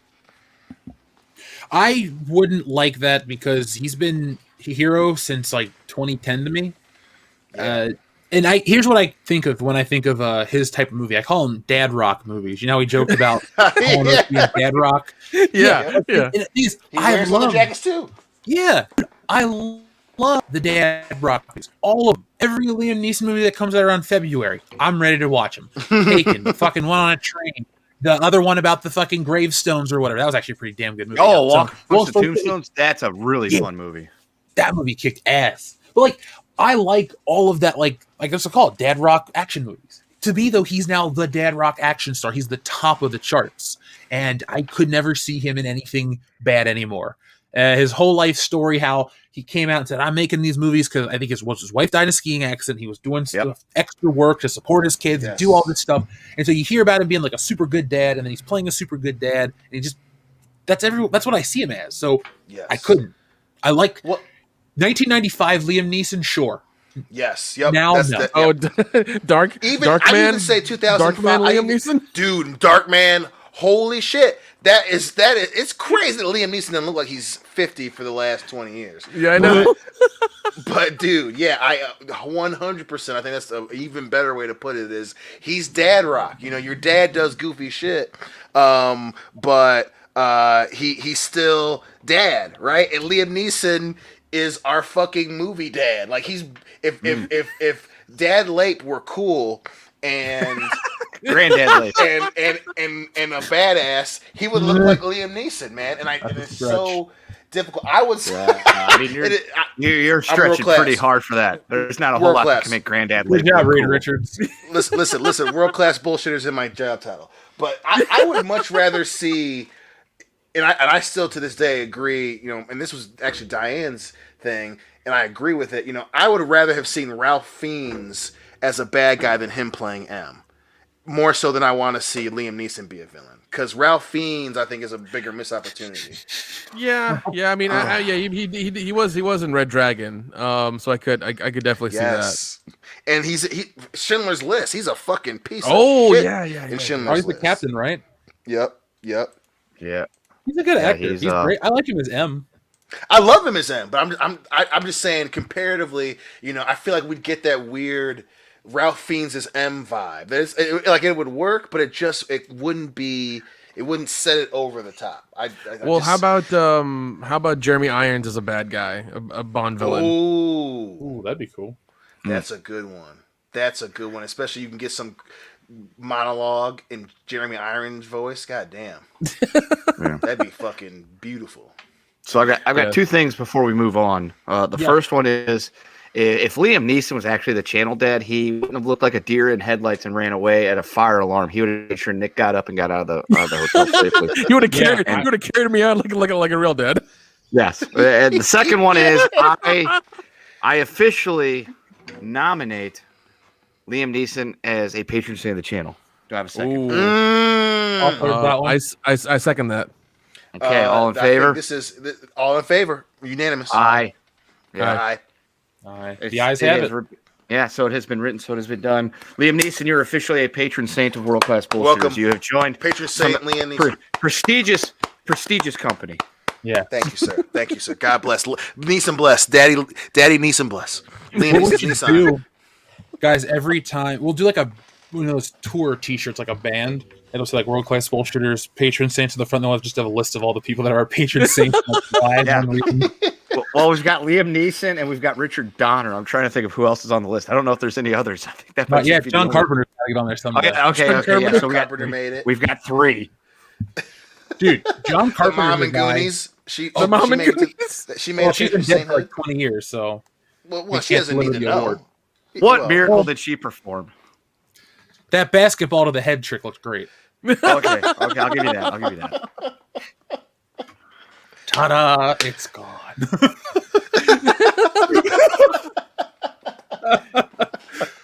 Did you guys? Oh my god! So what's the deal with this stuff in Texas? I know it's just blizzards and it's catching everyone off guard, right?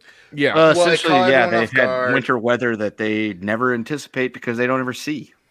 Yes, and then and then you combine that with the fact that Texas isn't part of like the national electric grid; they have their own grid. So you have full communities who not just are out of power, but that they were woefully unprepared, which isn't entirely unheard of. It's fucking Texas, but it's just been crazy shit after crazy. Pipes bursting that weren't prepared to be under freezing for so long. There was one viral video where the hallway of this apartment complex, one of the pipes burst, and a fan got hit with water, and it froze, and the fan is still turning. Like that, it's crazy. And then you've got fucking mayors and pro temps and shit saying crazy shit.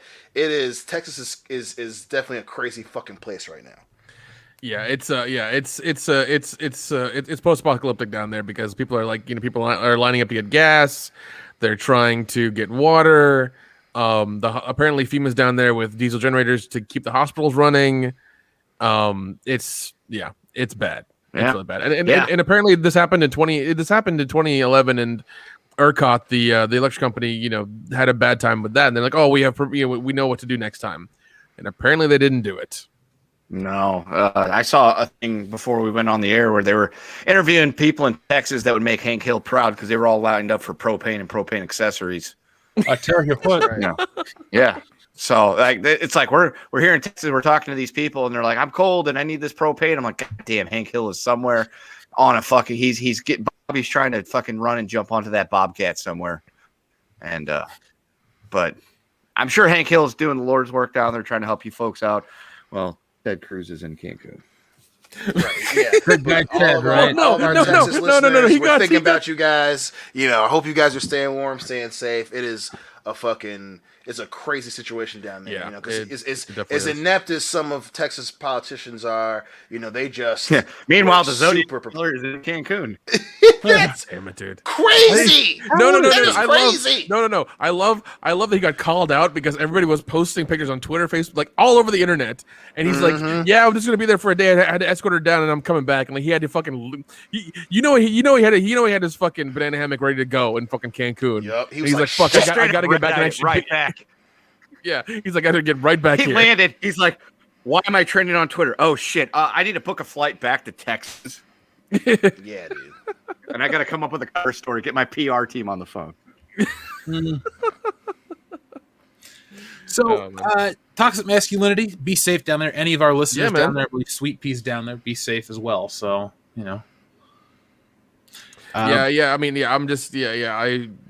I'm just talking about what I said, man. But I hope everybody down there is taking care of surviving. It's a rough time, man. So Doug Keller says that Peter Jackson should make Star Wars movies. Be better than the Hobbit movies. He lost a lot of favor with those Hobbit movies. I would not trust him with Star Wars right now. I remember we talked about this before. In a pinch, go with Spielberg. But yeah, I don't trust Jackson right now with Star Wars. Hell no. Peter Jackson needs to go back to horror. He was having a lot of fun doing that stuff, and we need that again because I recently rewatched The Frighteners, and I was like, this is such a fun fucking movie. Great movie, and it had this really awesome story to it. It was real simple. The effects were meh, but it was in the 90s. We can excuse that. It was just fun, man. It was a lot of fun. Shit. I don't need a Star Wars movie that's 8 hours long with 12 hours of dialogue. With 47 endings. Yes. Yeah. And a bunch of different fucking ending cuts and all that other shit. Yeah. Just, Don't need him. don't want him to do it. They should, I don't know. The brands in the shit, and they just need to stop making them entirely. Just, Yeah, let it die. Let it mellow for a decade and then try again. When in doubt, go get Spielberg and people that can write shit. Fucking you ain't gotta wait. Just make a Star Wars film. And again, Peter Jackson had. I'm definitely not against the Lord of the Ring movies, but those Hobbit movies definitely fucking hurt the motherfucking stock. But you need someone that can handle the epicness of Star Wars, right? Fucking cohesive fucking storylines, beginning, middle, end. Go to the sequel. Like that's what we need right now. And yeah, Jackson can't be trusted to do that smoothly. So before we move on, you guys heard about Rush Limbaugh, right? Any thoughts on that one? The only thing I'll say is that he died during Black History Month, and that's it. Which is actually kind of funny. And I will add that listen, he's got a family, and I feel bad for his family, man. Yeah, but I never heard a single show of his. I remember there being commercials on TV for a syndicated radio show about this fat kid being made fun of in a hallway, and they said the Rush Limbaugh Show, and I had no clue what it was, and I never heard it, and I've heard quotes from him and stuff like that, but I'm just like, to me, it's like it's just another celebrity died that I had no interest in. So, yeah, I know people were talking about it in the chat and stuff. But speaking of the chat, our first fan is here, guys. Noah R. He sent us a super chat that says, "Almost 6 years later and still awesome. Love you guys." Man! Oh my god, Noah R. Holy shit! Where you? Every once in a while he'll comment. It's been a while. Yeah, he pops up every now and then. He comes back. He's like herpes. Oh my god! Always with us. He's never going away. And I say that in a very complimentary fashion. Yes. That's the only way you can say it, Kendo. Yeah. But Noah R, man, it's awesome that you're still around, dude. It means a lot. It's cool. You know, you're like, oh, people listen to the show, they come and they go. Sometimes they just stick around. So thank you, Noah. Appreciate that, man. It'd be interesting if you ever come to one of the meet and greets or something. It'd be interesting to see where you were in life when you started listening to the show, and vice versa, and then see where we all ended up. So like a fun journey. Demogenai says, "How the hell are you fellas?" I'm feeling pretty good. You guys? I'm feeling pretty good. I'm feeling fantastic right now. But I also don't have to wake up in the morning and go to work for at least 12 hours. Woo! It's been a week, boys. Folks, we are only 54 likes away from another 1,000. That's awesome. We could hit that milestone. Maybe we'll have another episode of GMPC. Who knows? Even if you don't care to listen to it, do it for somebody else that likes it. People be working and lurking. They love the show. But Demogenai, I'm doing well, man. It's awesome to talk to you. By the way, folks, I heard it on Great Authority that Fatal J is going to launch a comic, and I've seen it before. It's really good stuff. So I'm going to be streaming with him in the near future. So make sure you guys listen to the Dark Council to check that out. Jay's a cool dude, and I think you're going to like his book. Nice. TLJ Screwjob says, also, Jeff, nice spunt portmanteau on the new video. Thank you, TLJ Screwjob. I chuckled at that one myself. I was like, okay, cool. I enjoyed it. Anytime I can make fun of Ice Admiral Holdo. You told me how to. Yes. And anytime we can keep a joke running from the show onto the individual videos is even better. Yeah, it's on brand. It's just oh yeah, we should do. Oh, Miss Ninja Julian in the chat, who's a mod, by the way. Thank you, sir, as well as Sweet Pea and our other mods. I think Dr. Coffnails is in here still. Says, can't forget Kat Dennings and Paul Rudd as patron saints of WCBS. That's right. Yeah, right. Yeah, definitely Kat Dennings. Yeah, yeah. She has a she's got two big personalities. Yeah, dude. WandaVision is like a couple hours away. Each episode is now an hour, so it's an hour with Kat Dennings. Now, most people say it's grating. I just have headphones in the whole time. Yeah. That was an hour? Yeah, sure. I didn't seem like an hour. Almost drowned. Now, I will not defend any wokeness, but Darcy is on brand. She is the same bitchy, unlikable character she was in the first Thor movie, and unlikable and I could barely stand her in part 2. So, yes, she is all those terrible things that everyone says about her, or everything says about her. I said it right the first time, excuse me. But my point is, that's not changing the character to make it woke or anything. She's just always been insufferable. So, good job, WandaVision, for keeping it on brand. But, guys, this is a cool show, but this show Servant is like 10 times better. If you have a chance to get Apple TV for the month, it's like $5. Watch Servant. M. Night Shyamalan's producing this show. He doesn't miss a beat. Like, remember, like late 90s? Well, that'd be the Sixth Sense. But remember Sixth Sense, M. Night Shyamalan, Through the Village, or Up to the Village, maybe? Yeah. This show is in that vein, and it's really a great show. I still maintain Unbreakable is his best movie. That's a great. That's a tough. I'm gonna have to agree with that, dude. Unbreakable is so fucking good because it is amazing writing, and like it's no frills filmmaking. Like there's no high effects on nothing. It's just story, good acting, and it's just it's done in such a way that I love how it tells the comic book story, but in such a low budget way that you still believe it. Like, it's still believable. It's still a whole thing. It's a wonderful movie. It was, dude, yeah, because I remember watching it because I remember really being hyped for Sixth Sense, and I was like, oh, Unbreakable, this is gonna be awesome, and then I was like, holy shit, this is great, and man, it was so good. I rewatch it whenever I find it on VOD or TV or whatever. It's amazing. His filmography or his stock is rising again for me at least. I'm back on the M. Night Shyamalan can make a movie that I'll go check out train. So it's the best I can do. Yeah, Split was really good. Glass was I love Split. I bought that shit. I love Split. I did really like Glass. It was definitely a letdown though. It was definitely I still need to watch it. That's how I have let public perception convince me not to watch it. I shit you not though. At the end of Glass, at the end of Split, when they show the clip in the diner and they're talking about the clips on the news and it's Bruce Willis. I had hair on my arm stand up. I was like, holy shit, it's connected. Yeah, because I didn't know any of the twists. All I knew is it was James McAvoy with split personalities. I was able to avoid any kind of conversations or discussions about it and got to experience it. And I liked that movie quite a bit. Absolutely. Yeah. Split was damn good. It's a lot of fun. Yeah, definitely check out Glass. I'd love to hear your opinion on it. But yeah, he's getting Apple money to make a show. That's up there. That's big. Mm-hmm. Glass. Who gives a shit about Glass? That's what I'm going to say when I'm done. Be done. Give back my daughter, fucking Dwayne. Speaking of Dwayne, is anybody excited for his movie? You mean his TV show? Sorry, his TV show. My mom called me to tell me. Dude, that show's gonna be so fucking bad. I feel. Oh my god, the tour bus and shit. I've heard the opposite. Really? My mom called me to tell me she watched it.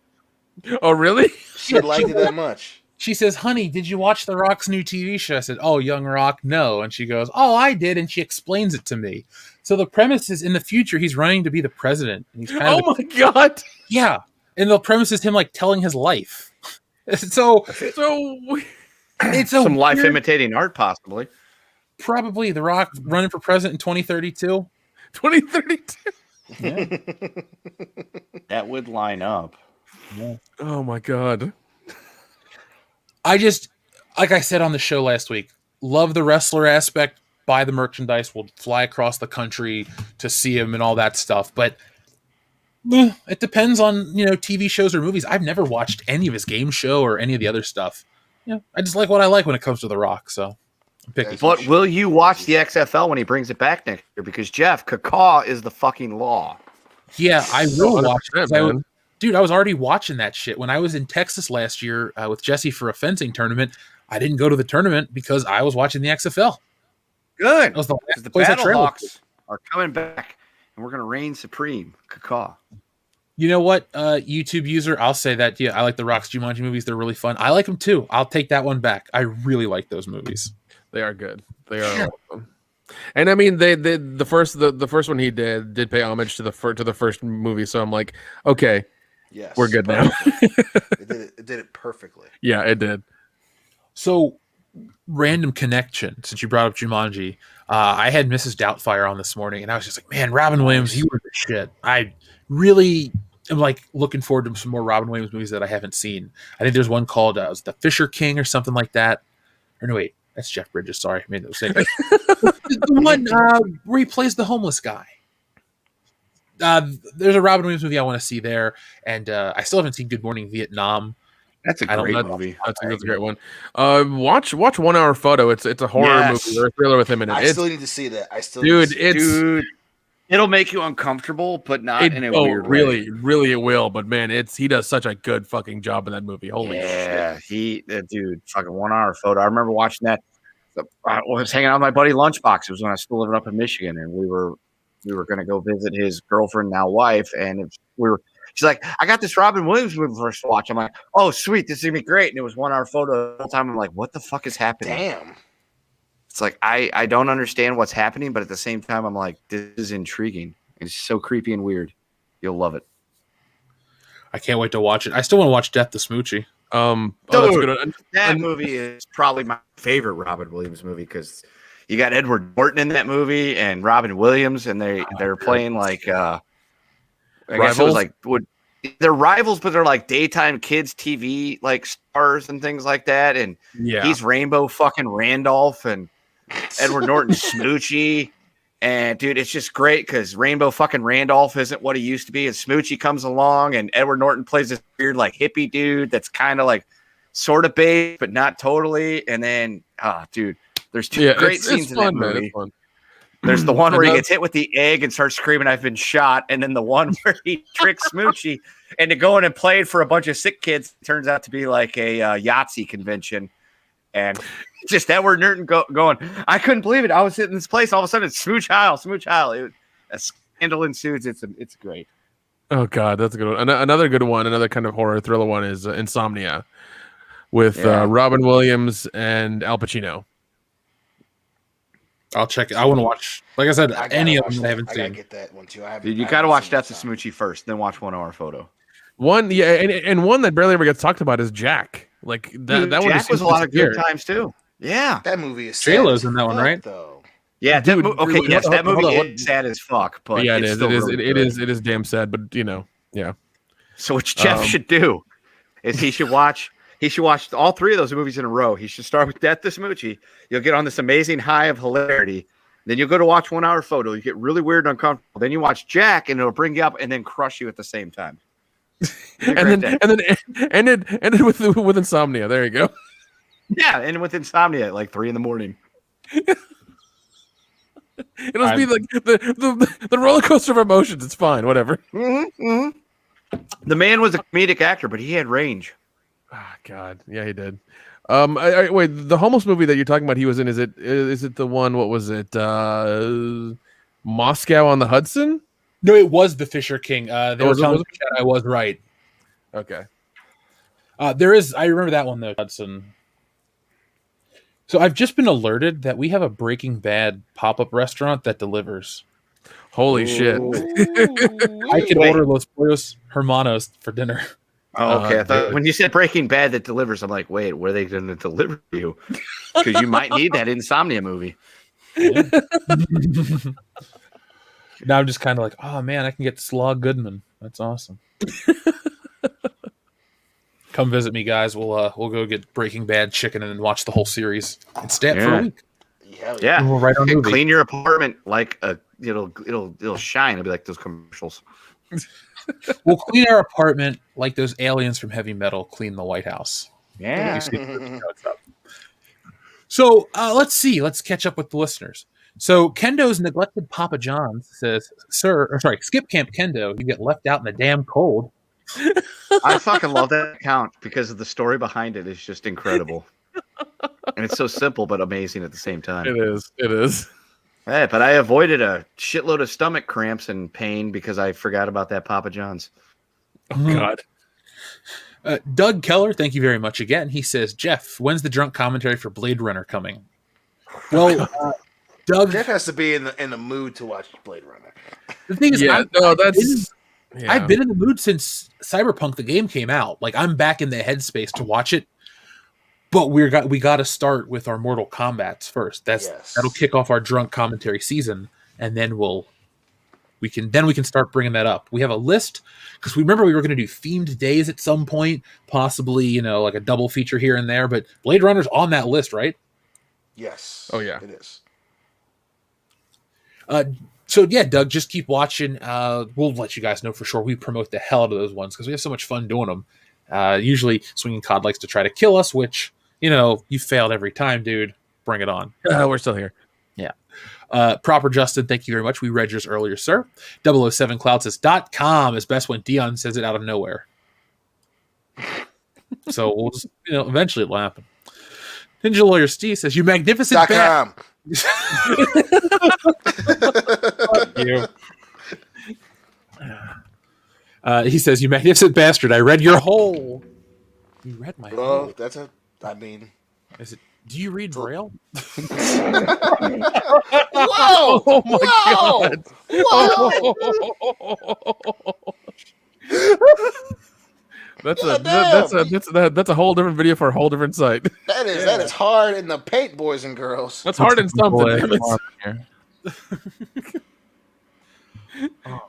This is a weird show. I like it. Yeah, it's been fun, man. Episode 253, Our Hole. Yo, Jay Spearjob says, my holes. He stole my holes. Like your donut holes? I'm sorry I didn't tell you he had one of those things. The Super Smash Brothers candidate says, "Hi, Jeff. Hi, I just sent you an email. It is long. Kendo, can you just shoot me that email over when you get a chance? Thanks, dude. What? Hold on, the cat. God damn it. Our friend Super Smash Brothers candidate says, just forward an email. He says, I sent you an email. It's long. Can you send it over to me, Okay. Kendo? Yeah, I literally just sat down, and I have not got a chance to check the email this week, but I will tomorrow. Cool. Joseph Bienowitz says, never tell my holes the odds. Oof. So somebody was taken away in an ambulance from our local Taco Bell yesterday. So maybe they know. That'll happen. Yeah. A couple of quesadillas will do that. They got that special sauce. Yeah. Dude, quesadillas don't suck. No, They're not quesadillas good. are delicious, but the next day you're gassing yourself out of your own car. Oh, it sounds like you've learned from prior experience, Kendo. Care to tell the class? I one day discovered the quesadilla because my buddy Brandon, we were hanging out, we were having a good time. He's like, let's go to Taco Bell. Okay. And he got a quesadilla. He's like, these are really good. You should get one. So I was extra hungry. So I got two, and I ate 2 quesadillas. And about 8 hours later, I ripped one in the car, and I thought I was going to die. And that went on for like another day. It was just like the worst, awful, most disgusting farts I've ever ripped. When it's one of those things. It's like whenever you rip a fart yourself, that makes even you go, oh, God damn. Bad. And that's my quesadilla story. This episode has been brought to you by Taco Bell. Our whole thing. Well, there goes that sponsorship. Our friend Felicity Poobell, thank you very much, says in the time until the next Mandalorian season, Disney/Lucasfilm Limited will in more than one way screw over the fans. Besides what was done to Gina Carano, if Kathleen Kennedy leaves, then all good. Yeah, they seem to like this taste of the shotgun barrel, as Dion says. Felicity, I always say they like to shoot themselves in the foot. You have a winning franchise that makes a bunch of money, but no, you can't. We can't have it. We're all on board. It's like at the end of the year, there was this weird sense of unity. It's like, oh shit, Luke Skywalker's back. Even those that are like, that looks like shit. That was a cool moment. You know, everyone just kind of came together over the holidays for that Luke Skywalker shit, literally and figuratively. And it was cool. It was fun. And none of this. And they don't seem to like those moments of everyone just going, cool, that was great. We shared in this experience. I don't know why the shared experience is so looked down upon. These people create pieces of entertainment that become part of people's lives. They get tattoos. They buy the merchandise like I do. It's a part of their home. It's a part of their everyday lives. They just like to destroy that. The good nature, the good feelings, the goodwill towards all these franchises is intentionally flushed down a toilet at the whims of who? I'll never know. But if you're listening, stop. You're making it not fun for everybody. Yeah, well, once again, when they can't, afford the new Lamborghini or whatever, then they'll be like, "Oh shit, we fucked up," and then that'll be too late. Cicero Adolphus, thank you very much again. He says, Ace Ventura, may he die of gonorrhea and rotten hell button. I could get behind an Ace Ventura button for sure. Oh, definitely. That'd be fun.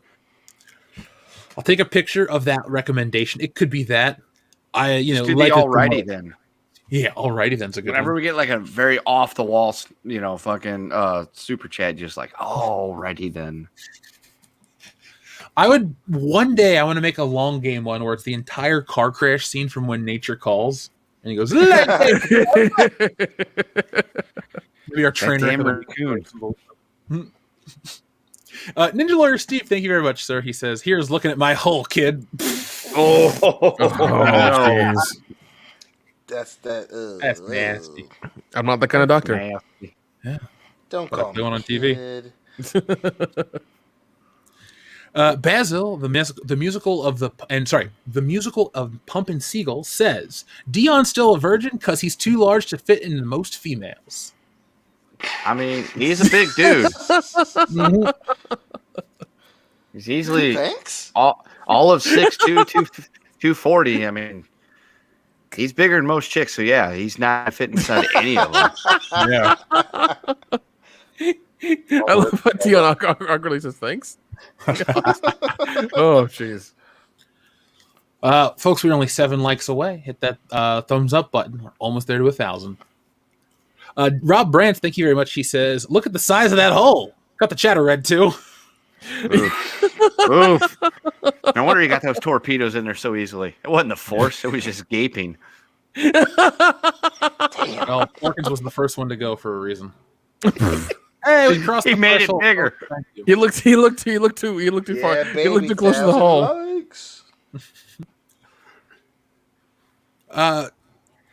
Yeah, I'm trying to think of other my whole Star Wars ones that are just so. My favorite one was on the High Council that says, "You came in my hole. You're braver than I thought." Yeah. Jeez. That was raw. That was a Wanna great go one. to Yeah, my that hole to is. pick up some power converters. You can waste time with my hole, and your chores are done. Oh my god.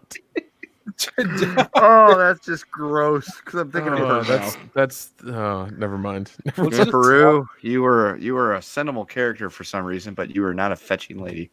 No. I don't want to think about your hole and his chores. Let's walk it past the finish line, boys. Let's Thank move you. it closer. Darian217 says, "Didn't WB/HBO Max also remove Elmer Fudd's gun?" Yes, Yep. they did. They did. But They sure did. he could chop you up though. Will said, the unauthorized biography of Tom Hanks says, Joker, well, if it isn't Smokey the Babe, just in time to meet her biggest hole. Well, look down, lady. TLJ Screwjob says, worse squash, Vince versus Jeff or Brock versus Goldberg after Brock beat the streak. Also, why have Taker be defeated at WrestleMania? Okay. They had to save the Brock. Because plot. Sacrifice it for John Cena. So Right. The biggest thing to get him back on track is to end the streak. Right. You had to make this young upstart character by having him beat the streak. Jeff would easily squash Vince, and it would be way bigger than the Brock versus Goldberg squash, only because a Survivor Series Goldberg squashed Brock. I'm gonna beat Vince. That's that's guaranteed. Yeah, that's gonna happen. like I think what move should I beat Vince McMahon with is the question. It doesn't matter. He'll have worked himself into a shoot by that point. And I mean, you just pick him up, slam him down on the ground, and then do an exaggerated people's elbow. That's all you got to do. Just whisper into his ear, chocolate titties. Yeah, such good shit. People are How would you guys feel about? How would you feel about a Vince McMahon ASMR podcast where Vince McMahon just tells you like reaffirming life things, like that tattoo you got on your face? That's such good shit. Like, you think it's got life? There's an audience for it for sure. I may or may not be. I can think of one person in particular right now that is the direct audience we should do that to. No, that's okay. That's okay. No, don't even think about Dion, it. you're gonna go to work tomorrow. That's some good shit. Yeah. Your art degree is actually worth something. Yeah. Yeah, pal. Such good shit.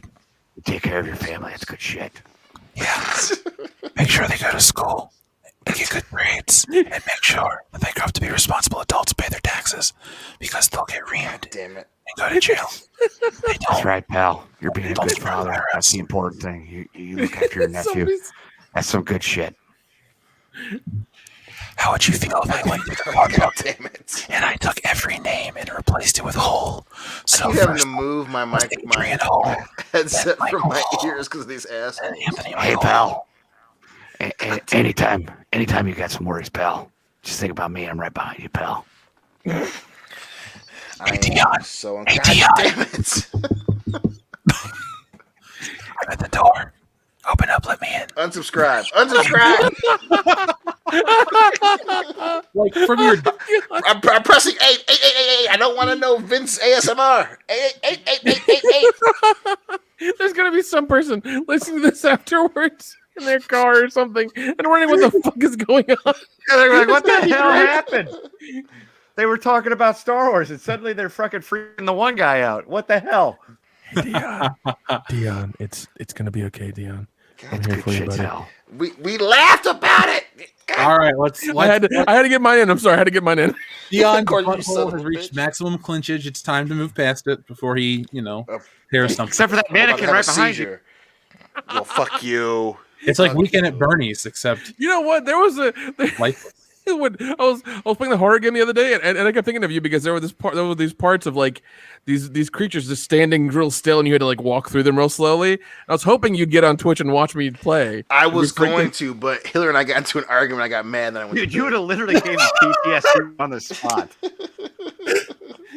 I couldn't do it. I would have enjoyed it. I'd have been like, God damn it, Nick. Because when he was playing Little Hope, there's a part where you walk through all the bunch of mannequins in the fucking history part. Yeah, and he kept going. Oh, Dion, watch. Oh, Dion. I was like, fucking Nick, and he was specifically staying in that area. God damn it.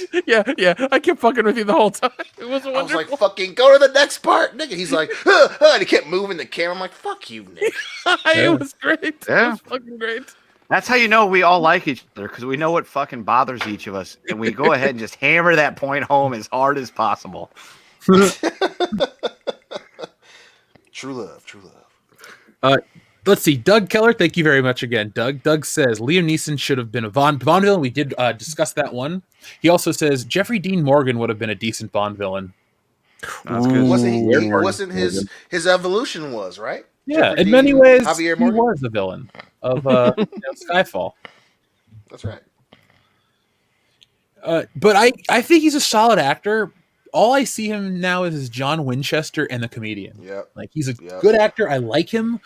But if he played like something intended to be iconic, I'd just be like, man, where's Sam and Dean at? How'd your ass get out of hell? Like, that's what I see. He was in Mother, and I can never forgive him. I need to be swinging cod. Why? It's been 2 years and I'm still not over it. Yeah, fuck you. Yeah. Listen. There's a far worse movie he could give us. I'm not going to name it because he might do it. So, yeah. Yeah. I don't know. There's- Man. Mother's pretty damn No, bad. no. There is a worse one. Trust me. There's another. Yeah. Do you trust me? Do you trust me, Dion? It's some good shit. Trust me. Just trust me. Hubba. Money. Who do you trust? God damn it. I'm giving away free money. And where is the Batman?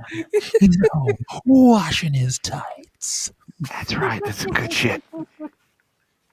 It's only funny because it makes you uncomfortable. I've never been portrayed this hard before on this show. I know. This is I'm this is sure, a hell of I'm a sure show, we man. betrayed you way worse. Your character's been more than assassinated this entire show. This character's been assassinated and left in a ditch. I know, man. It's fucking ridiculous. And we'll resurrect them for next week to do it all over again. It's the circle of life. Yep. That's our button. That's the next Well, button. it's funny too because as you guys are doing that shit, which and of course Kendo made that joke about we all know what drives me crazy. Fuck you. The chat is all spelling my name wrong on purpose. A bunch of smart asses in the chat too. So I'm getting hit by both sides. Remember, smart folks, asses. his name is spelled Deehan. No, Dion. You know what? The betrayal. The betrayal on this episode is too damn high. Deehhan. What is he? Middle Eastern? Jesus. It's Deahn or Dijon if you want to do it the French way. Wait, are you mustard now?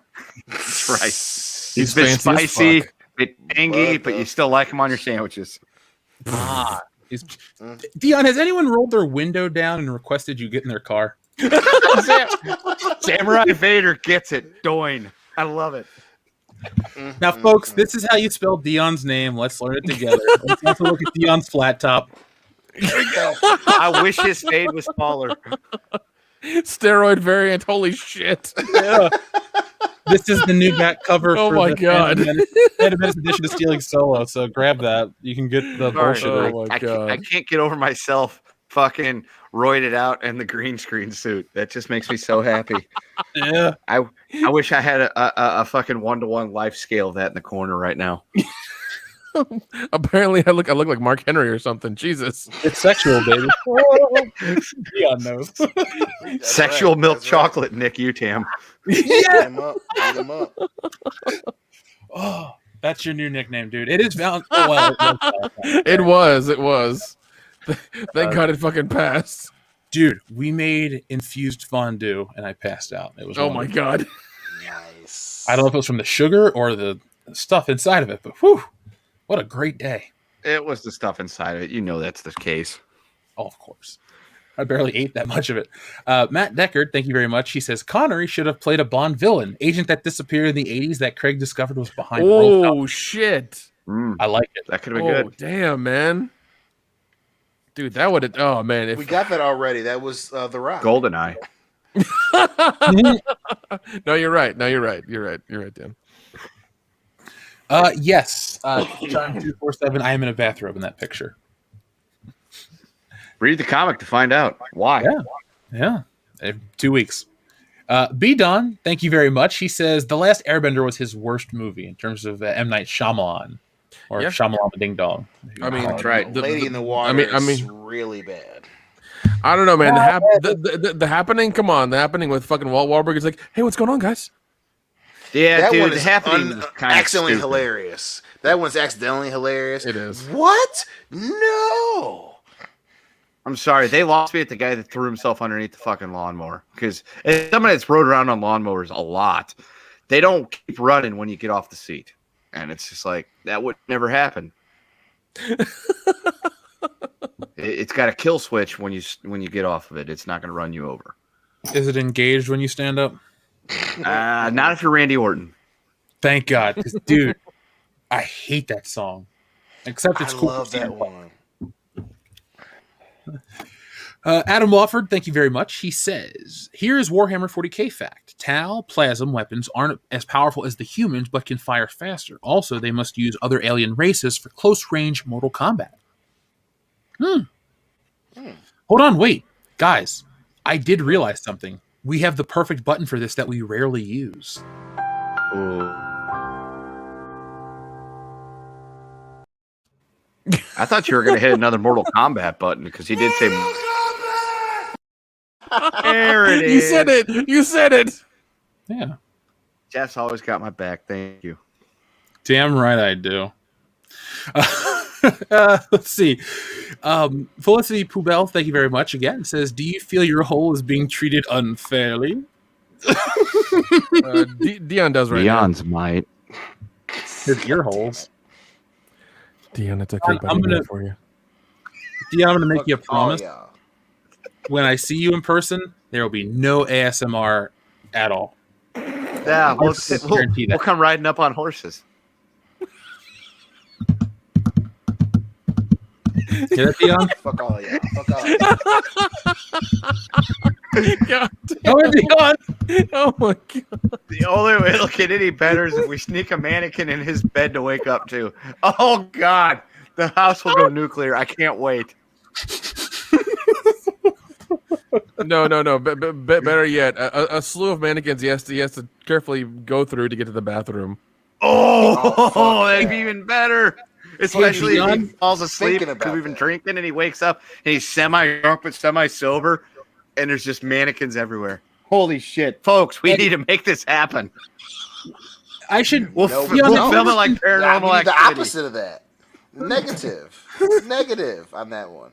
Dion, have you ever realized that all your action figures are just mini mannequins watching you every day? Nope. No, they're not. No, they're not. No, they're not.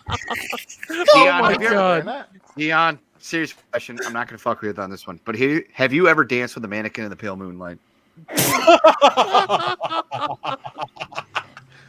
Fuck all y'all.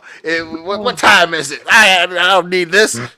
Look, we're at the end of the show. Just wait a minute, and then the ritual beatings will continue off air. Blue Marvel says, I bet KK's punene tastes like freshly picked peaches. I will say it tastes like pickled peaches. Yeah, I was gonna say it's old. It's fermented. And not in the good way. Yeah. Do you guys But remember you that still got a song? landing strip though. And we're done. We're done. No more talk about that region on her body. Soul Fiend, thank you very much, says, Brick, are you saying there's a hole in your pants and that I'm invited? Oh no. And then Soul Fiend follows up to say, I messed that last one up. Brick, are you saying there's a party at your hole and that I'm invited? Oh no. It got worse. Yeah, it did. Yeah, it did. Oh my god, I love it. Justin Proper, thank you very much again. He says it'll be a while till I visit Cali, like when things open up. Why not extend your Ohio trip in July? There are things you can actually do out here. Oh, dude, I'm gonna be around for a long time in summer. Oh yeah, we've already planned that.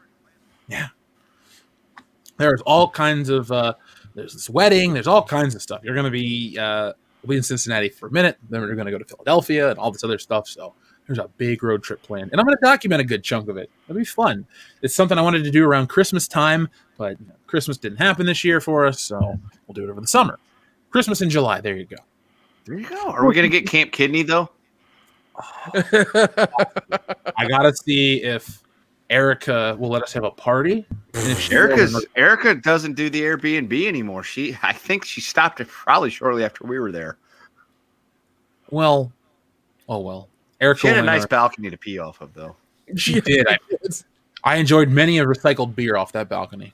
Like, man, we did not party in your place. We did pee off the balcony. Yeah. Our friend Felicity says, Felicity Poobell again says, Luke, I can destroy the Emperor's hole. He has foreseen this.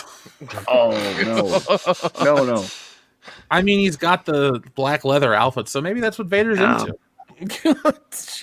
We are not going to kink shame Vader or the Emperor. No, question. What if... Never mind, I'm not going to go there. We're done. Yakase says, horse, die on horse. Spelled Dion spelled D-Y-O-N. Oh my god. That is an alternate spelling. Yeah. I haven't heard that one before. And then Yakase also says, mannequins with horse heads. Oh my god. That's a good one. And then finally, this is the best one from B-Don. Put the mannequins on Roombas. Yes. You know what? I refuse to let all your fucking nightmares for me come true. This is bullshit. They're not our nightmares, bro. They're yours. Be careful. That's right. Fuck it. That's bullshit. Get my own Dude, room. I feel the guys like trip New Orleans 3. I'm getting my own goddamn room. I don't trust you guys. I feel like we were all hanging out, and Dion woke up in the morning to a bunch of mannequins on Roombas. The next episode would be an RIP tribute to Dion episode because the dude would have a heart attack and die on the spot. Then I'm jumping up swinging. Fuck these mannequins. They're going down. Like you ain't killing me. Dumber at the diner. Dion would fall down, and he'd be like saying something that we'd be spraying mustard and ketchup everywhere. No. The best thing would be if, like, he gets his own room. We find somebody getting in. There's mannequins there. Which mannequins down the hall. No. Mannequins down the hall. Mannequins in the lobby. Mannequins at the desk as well. And it's just he doesn't know if it's real or not. Like, he's freaking the fuck out.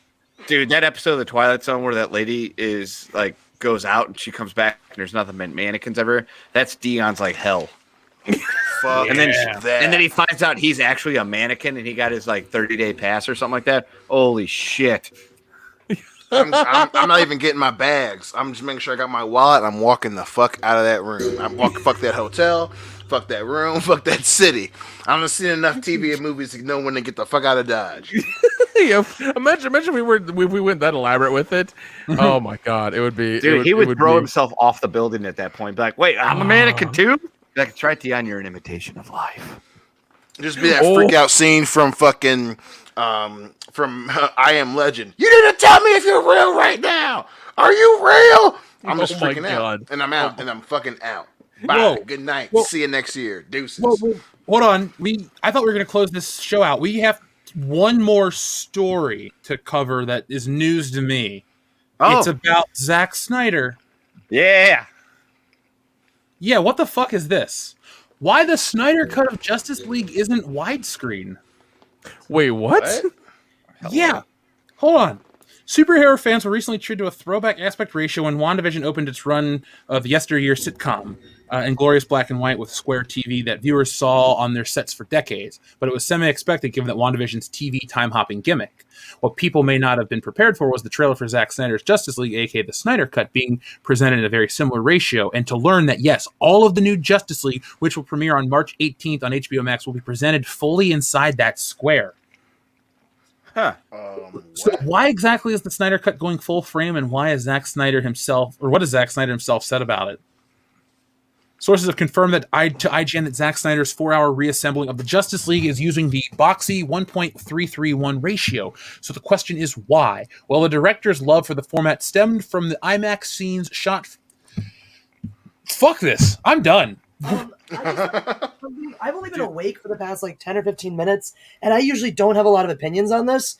Because of this, fuck Zack Snyder. Not just fuck the Snyderverse. I was already out on the Snyderverse. I didn't care. I was like, Zack Snyder, whatever. He can do what he wants to do. Fuck you. Fuck these artistic, pretentious bullshit people who come in to the industry and think that changing the fucking aspect ratio makes them a goddamn artist. Fuck you, Zack Snyder. You are a fucking hack. You do not make good movies. You think you're an artist. You are a fucking talentless child with your thumb up your ass, sitting in an art school, jacking yourself off because no one else will.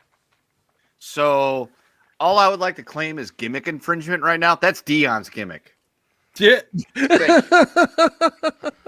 So wait, hold on. You said 1331, which is I'm looking at a chart right now. It says 1331 or 43. So it's just That's so. Either way, it's still stupid. Unless an old show from the 90s, I don't want to see it in full screen.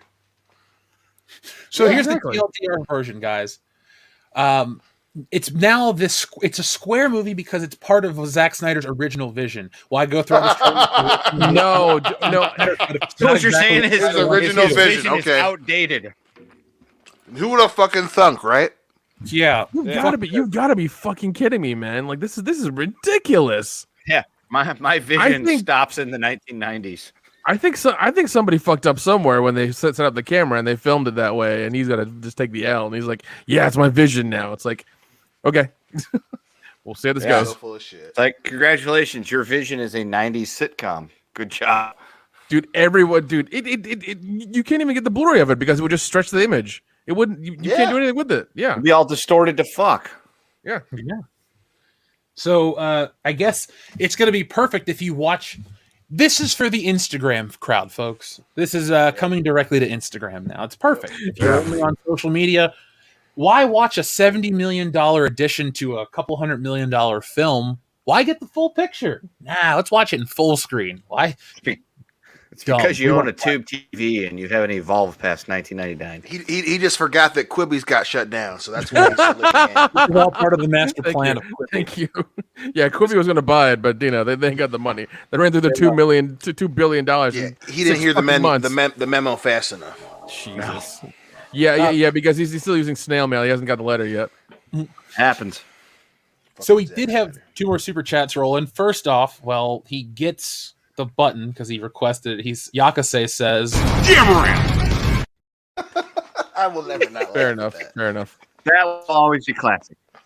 Dude, Jesse was on a live stream when I was making the original video that's from, and I was trying not to just fucking laugh the whole time because I'm just like, and so today when she's interviewing Richard Chu, the man who edited Star Wars, I'm sitting here in the Mortal Kombat buttons, cracking up, trying not to ruin this interview because I'm just like, fuck. This is the only time I came up with this idea, and I love it. So there you go, folks. If you ever wonder what Jeff's doing in the background, he's probably making these stupid buttons for the show. So thank you. Yeah.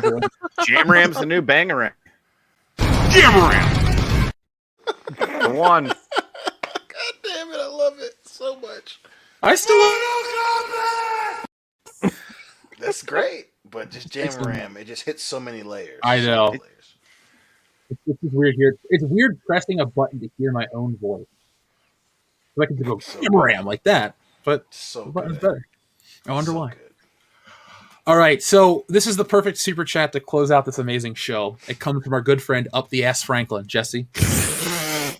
We were actually talking about you, Up the Ass Franklin, the other day. We said, where is he? We legitimately did. We were in the shower, and we're like, whatever happened to Up the Ass Franklin? So he tweets me every now and then. Well, thank you, Up the Ass Franklin. We wish you the best. Still one of the best names fucking ever. It is. The fact that he's got that picture as his avatar just makes it so great. So Up the Ass Franklin says, Jeff and Nick make my rectum feel comfortable and moist. Kendo makes me feel uncomfortable, not sure why. Who is the other guy? You well, at least I don't make him feel moist. I'll take that. It's bad enough that he spelled Nick's name wrong, but you son of a bitch. Look, I'll take it. I don't make him feel moist and, ready for fucking fun. So there we go. like a moist towelette. Is that fun? Yeah. Right.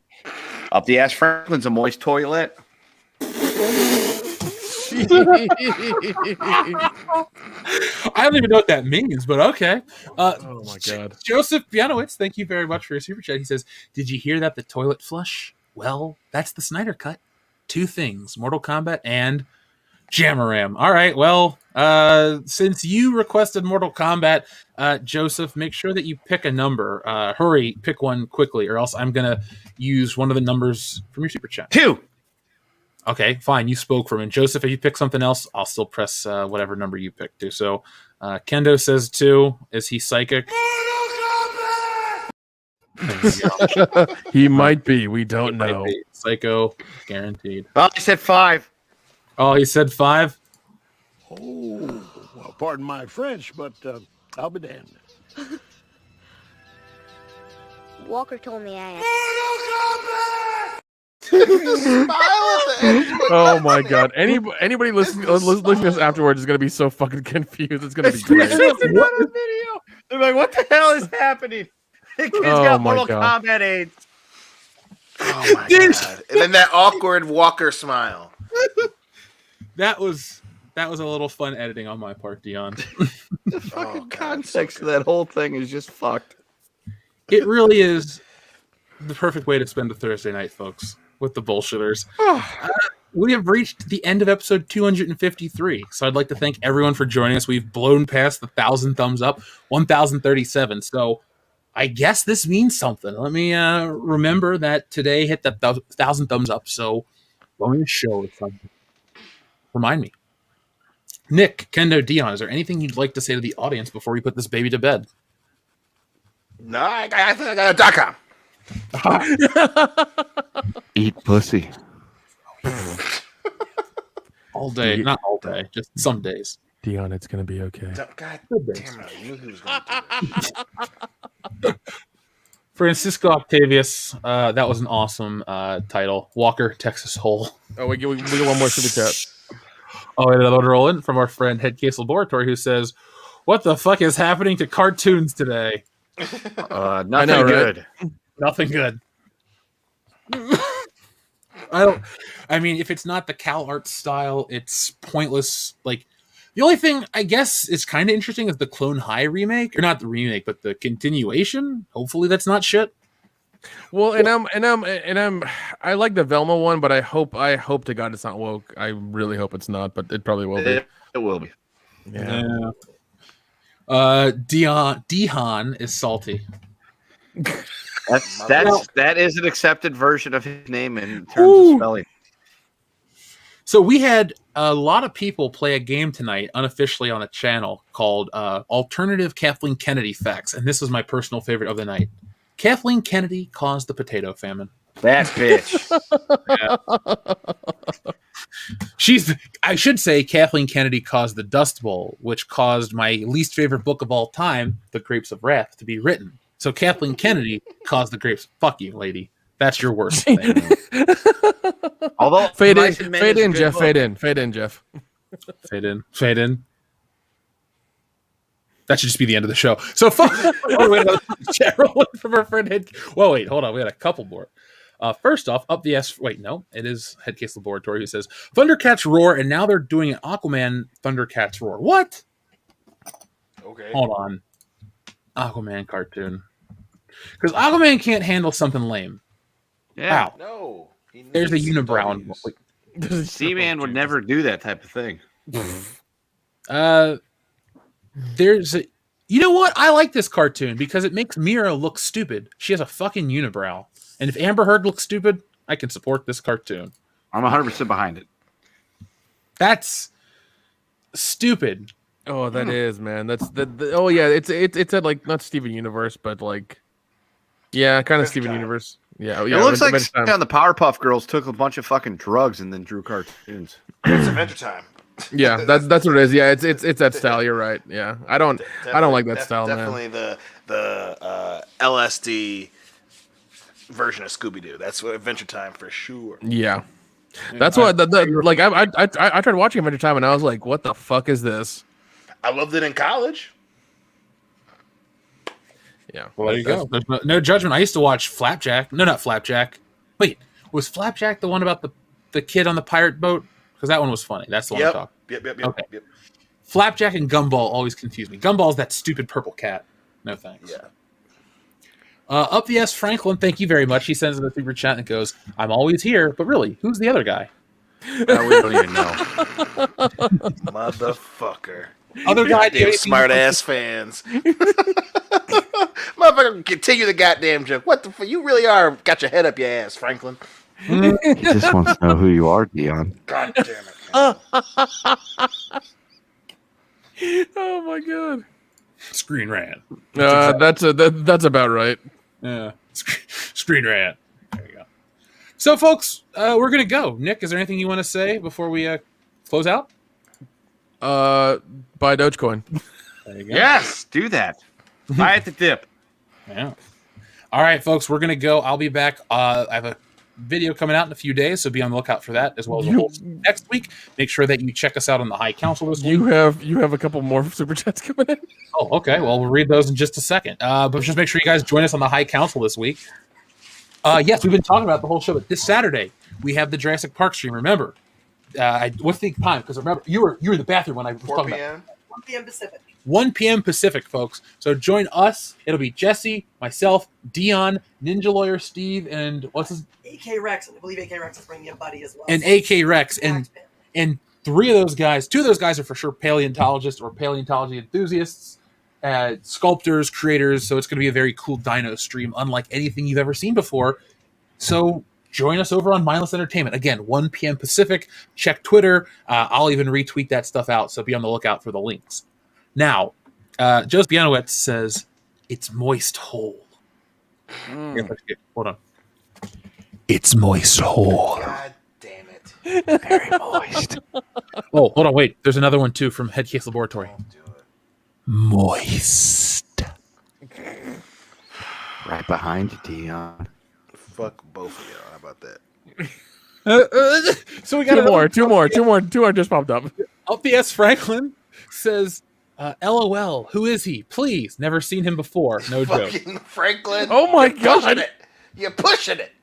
He is Dion. First of his name. Afraid of horses. Scared of mannequins. Hates ASMR. Loves dark fates. Yeah. That's right. I cannot believe the levee on the disrespect of this show has broken. Listen. Dion, I'm going to make it worse. On the back of your trading card, it's going to say all those wonderful things about you. At least it'll be under weakness. Yeah, weaknesses. At the White women. At the very least. That's also a weakness of his. God damn it.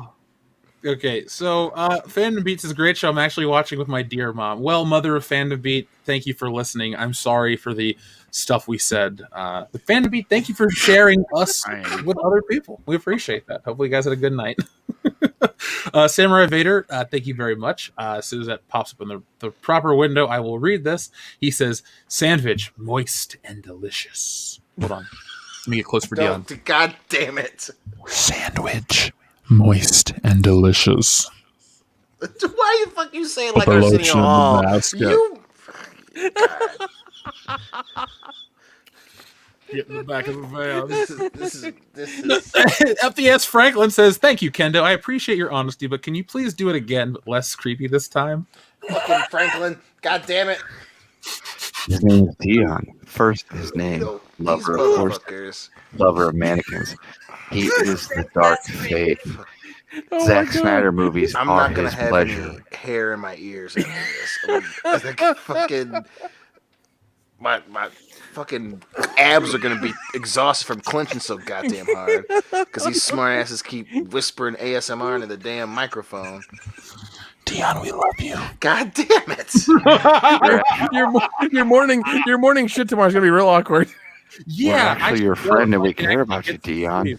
Dion, This is a fucked up way we of care showing about it. you. We care about you so much. If I could put more things on screen right now, I would love to. Hold on, wait, there is a way. Hold on. There we go. A ticker. Franklin. there's our P.O. box, folks. Send us stuff. We'll open it up. When we get stuff, we'll start making videos of it again. So there it is. WCBS show 14320 Ventura Boulevard, Suite 163, Sherman Oaks, California 91423. Ask for Dion. He's not here. Folks, we're gonna go. This has been an awesome show. I want to thank every. Oh, damn it! Up the S. Franklin. He says, "Let Jeff do it this time." Kendo is unprofessional. Thank you. Frankly, I'm gonna whoop your ass at Horror Hound. I'm tell you that right now. Dion, you're not gonna whoop anything. Don't fucking. Then you're doing it with the voice. The best part is how dry my mouth is right now. Oh, I need water. No, don't talk about your dry mouth. Well, if his mouth is dry, it's definitely not what Headpiece Laboratory said. It's gonna sound like a hole. Got that one. Dude, the end of this episode is fucking ridiculous. It has gone off the rails. I have been betrayed by both my castmates and my fans. I've been betrayed. God damn it. Well, Dion, this went off the rails like 2.5 hours ago. you'll be happy to know, Dion, that Joseph Bienowicz also said, "Too bad I can't speak in a creepy whisper good." Fuck both of you. Fuck you and Joseph Bienowicz. How about that? How about that? Well, there you go. That's how you know you made it as a commenter of World Class Bullshitters when Dion tells you go fuck yourself. Dion. Now hold on. We God damn it. Yes, Franklin. We read his. Sorry, Joseph Bienowicz, didn't mean to skip you over. And then Samurai Vader dropped another one. Hold on. As soon as the window pops up properly, we'll read it. It says, "Surprise butt sex." I broke Kendo, yeah. Okay, Kendo died. All right, it looks like a bad sentence, but it's something great. So let's go. Let's end on a high note. So, folks, thank you for watching. Thank you for joining us here on the channel tonight. Check out the Patreon. Sign up for the comic. Will be live in 2 weeks. So before we get another one from all of us here at World Class Bullshitters, thank you for watching. Good night. Be safe, be smart, be cool, but always be excellent to each other. And God damn it! God damn it! Damn it up the ass, Franklin. You son of a bitch. Hold on. Let me. God damn it! Both of y'all. These two motherfuckers. Not to be creepy like Kendo, but we have met before, Dion. My identity will never be revealed until the proper moment. Oh, well, you just gave yourself away there, Justin. Why'd you have to read that one like that? It's Justin Proper. He just gave himself away with the whole proper moment shit. Oh, no. Case closed, bitch. I've seen that anime. Pretty good. That's how I'm ending. I've seen that anime. Yeah, that's how we're ending the show. Folks, I've seen that anime. Thank you for watching. Everything else, good night. We'll be back later tomorrow with more.